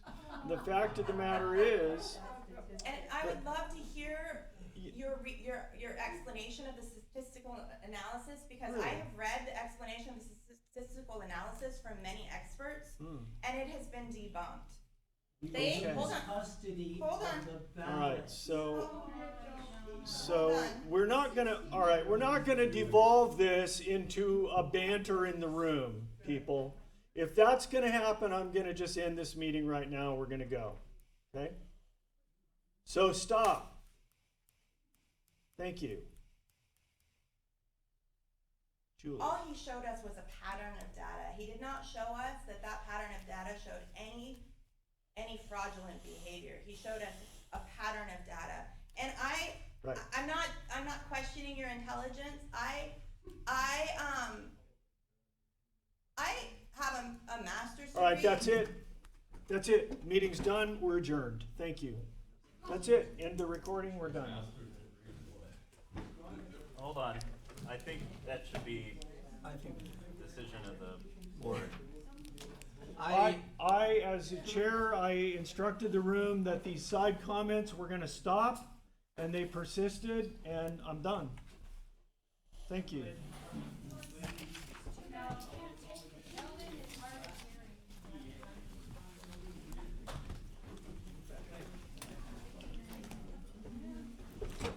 My computer died.